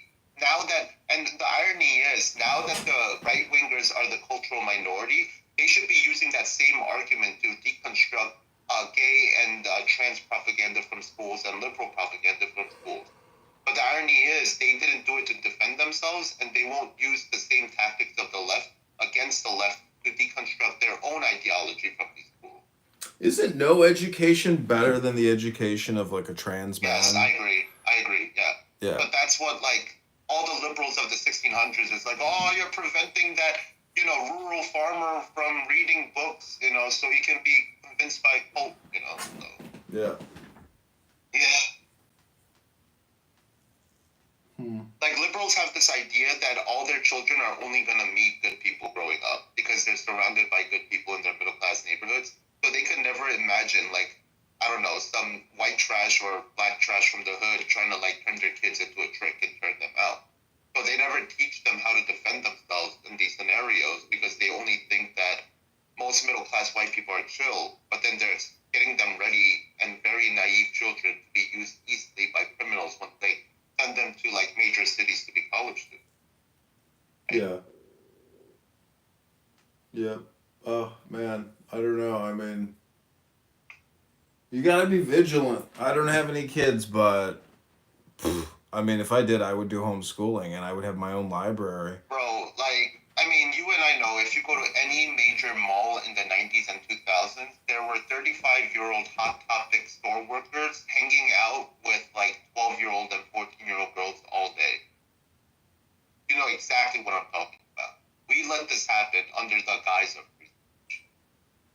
Yeah, I didn't really have a religious curriculum in the slightest. I mean, very few books, even my close friends, it was Teenage Mutant Ninja Turtles and so what does that say? That says that the content or the media is very important. Yeah. What you show your The kids programming. is very important. Yeah, the programming Right? matters. So when we used to have Christian holidays, right? That's a time for your kid to learn about your culture, your values, your religion, right? The priest might be telling you a story, and these are the Christian morals of the story that you should follow. But when you have a free market of that, what you're saying is that a pedophile should have the same level of access to your children as their parent and as their pastor and their priest. That's what you're saying. It's so crazy. Even in like junior high and high school, there was never debate club. There was never book club. It was all toned down to essentially never have anything controversial. But yet there were controversial, woke things happening in the background that the kids aren't even aware of. You know, so Yeah. it's just crazy. Like I don't know. You would think that the Like, internet look, would fix a lot of you things. know, even if you look at the liberals of for the last 300 years who argue the free market, the free market, the free market, the real free market is a system in which your kids have access and opportunity to buy every drug whenever they want, however they want. A true free market is a society in which you can get kidnapped as a sex slave for any reason at any moment within your own society. A true free market is where there is no security or moral laws or religious laws or civic laws of your own society. The very notion of a free market in any realm whatsoever is to maximize the amount of degeneracy in your society and your group. So now your teenage daughters have to go through 10 to 15 losers who are never going to marry them, who tricked them, who lied to them to get sex. And now your daughter had to go through 20 relationship traumas, hate all men, never want to trust men again. Why did that happen? Because you gave her the freedom and the lack of knowledge and the freedom to make all those mistakes every time anew. Instead of saying, no, like, these are bad values, you should never do this, you're like, why don't you learn from experience after railing 20 guys and now you're like miserable and traumatized? And now you hate men. And then we blame women for hating men, and in reality, we should be blaming the parents. I went out on a date with this girl that went to an Ivy League school, and she was telling me how they basically blackmailed her into getting the vax and then wouldn't allow her to progress in the program unless she got the booster. So she was extremely angry and she felt totally manipulated. And, you know, it's like, do you want me to feel bad for you because you were weak and didn't have the courage to resist, and you were just a lemming, and now I mean, you're... it's fun to own the libs, but it's actually the true Christianity and masculinity is realizing that we were the fools for letting this happen in the first place with our life. Yeah, I felt bad for her. I had compassion for her, but women to be fully responsible for their lives. We have never expected this throughout human history. To suddenly give them the responsibility of self-actualization and perfect decision-making when their very biological nature makes it hard for most women to do that is traumatizing. Is expecting them to be like men and then saying, oh, why couldn't you start your own business, dumbass woman? Well, your expectation of even expecting that is trauma. yeah. It's like expecting an 80 IQ dude to compete with the family of 130 IQ Harvard graduate with like social networks and all this like leverage, got individual tutors for their kids, and then you're expecting this kid whose parents can't even afford them tutors, who can't even get his own tutors, can't access all these things, to then be like, oh, this is the free market playing field, buddy, you know? You know how China and India have their state exams, which dictate, you know, essentially how you're going to progress career wise, and they actually measure your intelligence. But in America, you know, you could say the ACT, SAT is that equivalency, but it seems like there should be more than that especially because of DEI woke hiring. I mean, you have countless tens of thousands of federal employees, state employees, which are essentially totally incompetent and shouldn't actually have any position in the government or any kind of career that drains the taxpayer resources. So yeah, America is just fucked up on so many levels. I mean, it is the epitome of clown world. I mean, maybe Europe, you could say, is even more clown world than America, you know. Yeah, for sure. I mean, they're fucked into the next 30, 40 years. They're absolutely fucked. No matter what they do, they're fucked. But I don't... What was the point you made earlier? Yeah, for me, like, the entire Western capitalist system is based around having money, excess capital for your women to use for, like, suburban women to use for their own pleasure.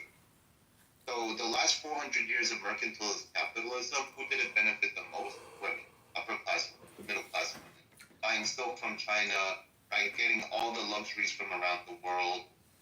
That's what liberal capitalism is reduced down to. Who are the most consumers in society? Women, middle class, right?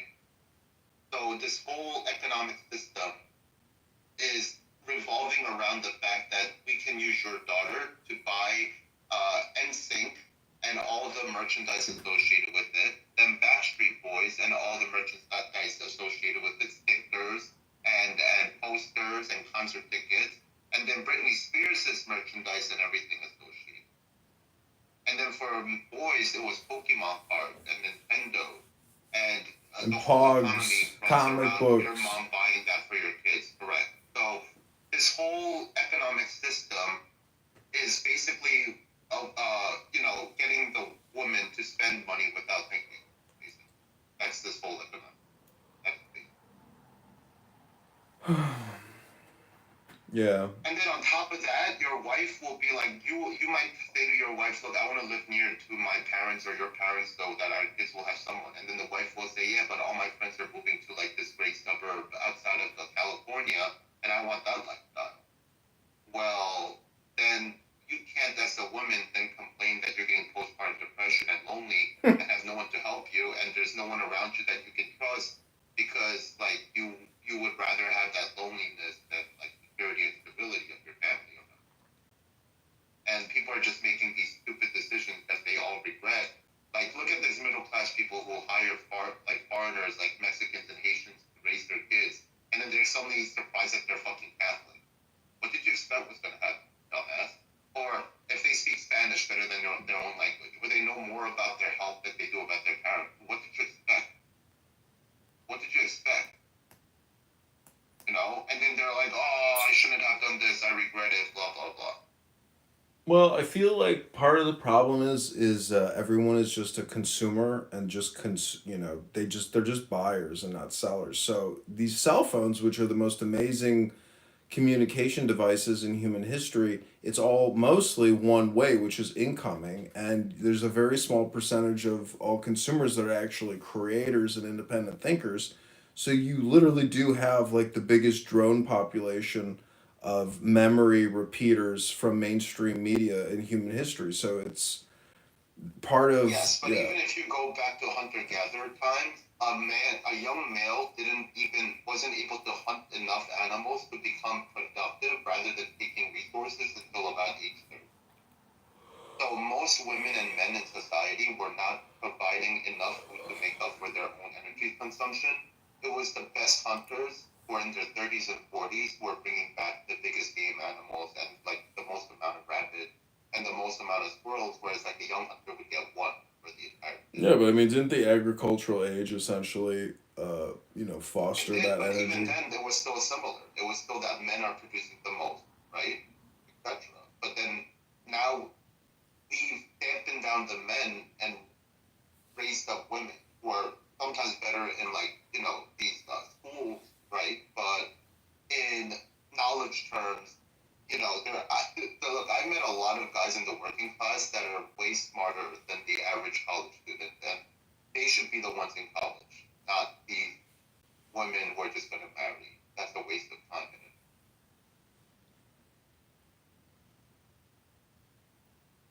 Well, I don't know. My dad didn't go to college. Well, he did go to college, but what I'm saying is your average high school graduate in the 1950s and 60s is your modern day, undergraduate or even graduate.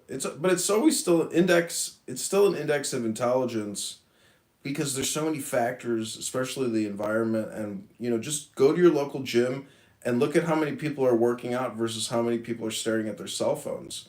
The cell phone is the modern cigarette. It's like the modern baby, or the modern fucking baby care. What's the name? Pacifier. It's a pacifier. Exactly. It's a dopamine drip held in your hand, and it's just unbelievable. Humans have always needed pacifiers. It's your family, it's your culture, it's your religion, it's your tradition. Once you get rid of those things, the OS that tells you what you should be aiming for, what you should be doing, your goal is to get married eventually, have children. Once you get rid of that OS, it becomes the inverse. I don't care about my family. I care about money. I care about goods. I care about things. I care about digital, little stickers on your fucking phone. I care about materialism. I care about status chasing. And we just become vapid creatures who only care about ourselves, narcissistic, little fucking witches. It's the love of family that grounds us. It's the love of our tradition and customs that ground us. It's our religion that grounds us. It's kind of it's a little bit like elites. It's like elites not taking vaccines. They also like limit their digital diet significantly. I mean, they know it's just for the peasants, for their consumption and their hypnosis. I mean, I don't know if you know Mark Zuckerberg and Priscilla Chan. In Chicago, they opened this inflammation research center. Because Zuck was promoting Fauci and the Zav every single day of the week on Facebook to hundreds of millions of people around the world. So naturally, they took $300-500 million and put it into anti-inflammation research and development because so many people are having adverse effect to the Zav and the boosters. That's like their way to course correct their guilty conscience. But, I doubt they vax their children on their $600 million compound in Maui. And they certainly, probably don't even have Facebook profiles, let alone, Instagram or anything else to sit there and waste their lives and make them unhealthy. So, I don't know. If you know the scam, you essentially go on the side of distribution and no longer consumption. I mean, it doesn't matter if it's internet consumption and distribution or if it's distributing fucking shoes or groceries or whatever. I mean, it's always better to be on the side of the seller and not the buyer. So, I don't know if that makes any sense. Or is helpful. I mean, yeah, but in the past, at least people could produce their own food as peasants, so that even if a dynasty fell or a civilization fell, they could keep farming until a new one was created. Now we don't have that. Now most people can't even grow their own food, or there's not enough big animals to hunt and kill. So now, the next time there's a collapse of this civilizational paradigm that's now global, it will be the most evolutionarily selecting, right, in human history. Yeah, it's true. Now is like whoever has babies now, they could be the last. See, I think like prior to COVID, that was the only time there were being births. Like there hasn't been any births. Like I wonder what the hospital statistics are, what the Planned Parenthood statistics are.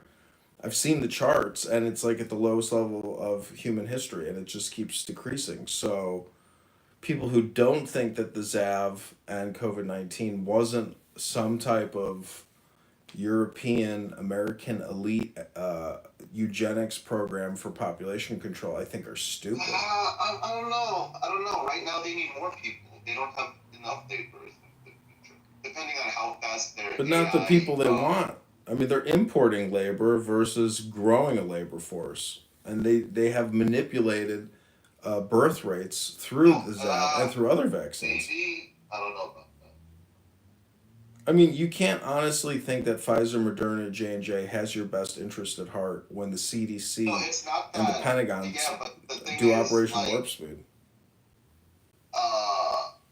Because the cocktail was a patent, global patent. I mean, if we have depopulation before all of the AI goes online, then it'll hurt them as much as us. But they don't. Why do elite on the weekends to have the workers who work there? If this depopulation over the next 20, 30, 50 years, it's going to be a huge chunk of the people not. See, the debt crisis. The debt crisis is all unfunded pension liabilities. If there's nobody to collect those pensions over the next 30 years because they all have premature deaths, there's no debt crisis. Yeah, but it would have been easier to kill off old people during COVID. This was the perfect disease to do that. Even Xi Jinping, if he had just let COVID run rampant, it would have killed a huge chunk of his older population, and he wouldn't have had to care about their future parents. Significant. Look at Joe Biden's turbo cancer. Joe Biden has turbo cancer now. He's a vaccine recipient. Move on from the topic. Just talk about about what I'm talking about right now. Isn't it true that this would have been a better way to get rid of a lot of your, let's say, non-productive population? They did. The nursing homes were the first ones to die. No. China went through huge length to protect older people. They locked down entire cities of people.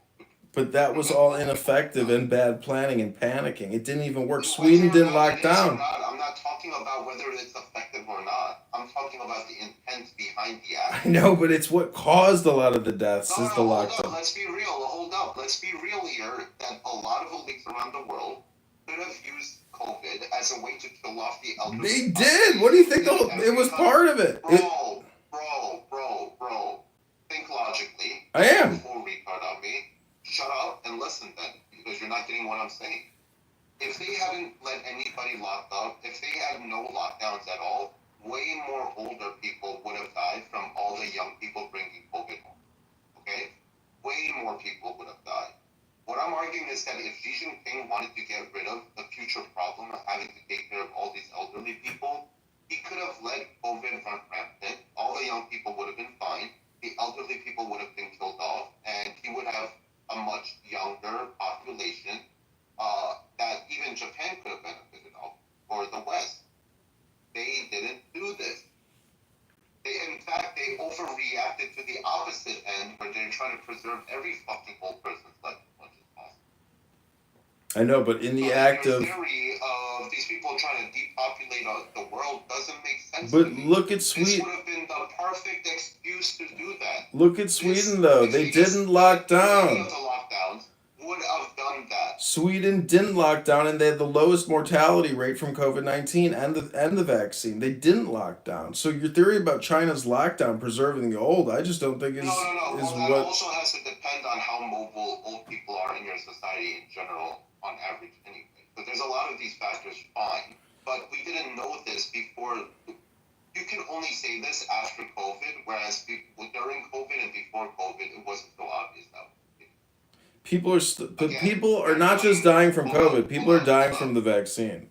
Edmund, please stop being autistic. Please focus on what I'm trying to. I do have VDS. No, you don't. You're not. Because what you're doing is you're bringing up facts that we understand after the fact as justification to why this isn't true, and that's not an honest argument. No, I'm responding with Double Agent wrote. Hold out. You would have to. All the leaders of the world would have had to know from the get-go that this was not that something to panic about, for your theory to make sense. And it doesn't. Well, there's Look, if I was in charge of Japan, right, and I realized that this was fiscally unsustainable for old people to be kept alive until 95. COVID would have been the best time to just let the old people die. Okay? Every country who has an aging population, they could have saved their time. They could have prevented what the future problems of an aging population bring. If you weren't strong going into to openly kill all their elderly people. a lot of elderly people did die prematurely from the vaccines and from COVID, but anyways, I gotta get to sleep. At this point, you're just purposely not trying to understand me. I know you're smart. Maybe I'm not following you, but I do have to get to sleep. But it's been fun I don't even talking to think you. you're trying at this point. Well, yeah, it's 2:45 in the morning. Maybe my brain's not working that well because I'm tired. Okay, but you're not even trying to deal with the points that I'm making. You're just like ignoring my points and then changing the subject to something else. So you're not. Maybe even I'm tired. I don't know. Like you should be like, hey, can you clarify what that means and why you're bringing that up? Right? That would be like, okay, clarification. You're not even trying. Well, then I'm done. But it's been fun talking to you. Have a good night. For sure. Gotta go to sleep.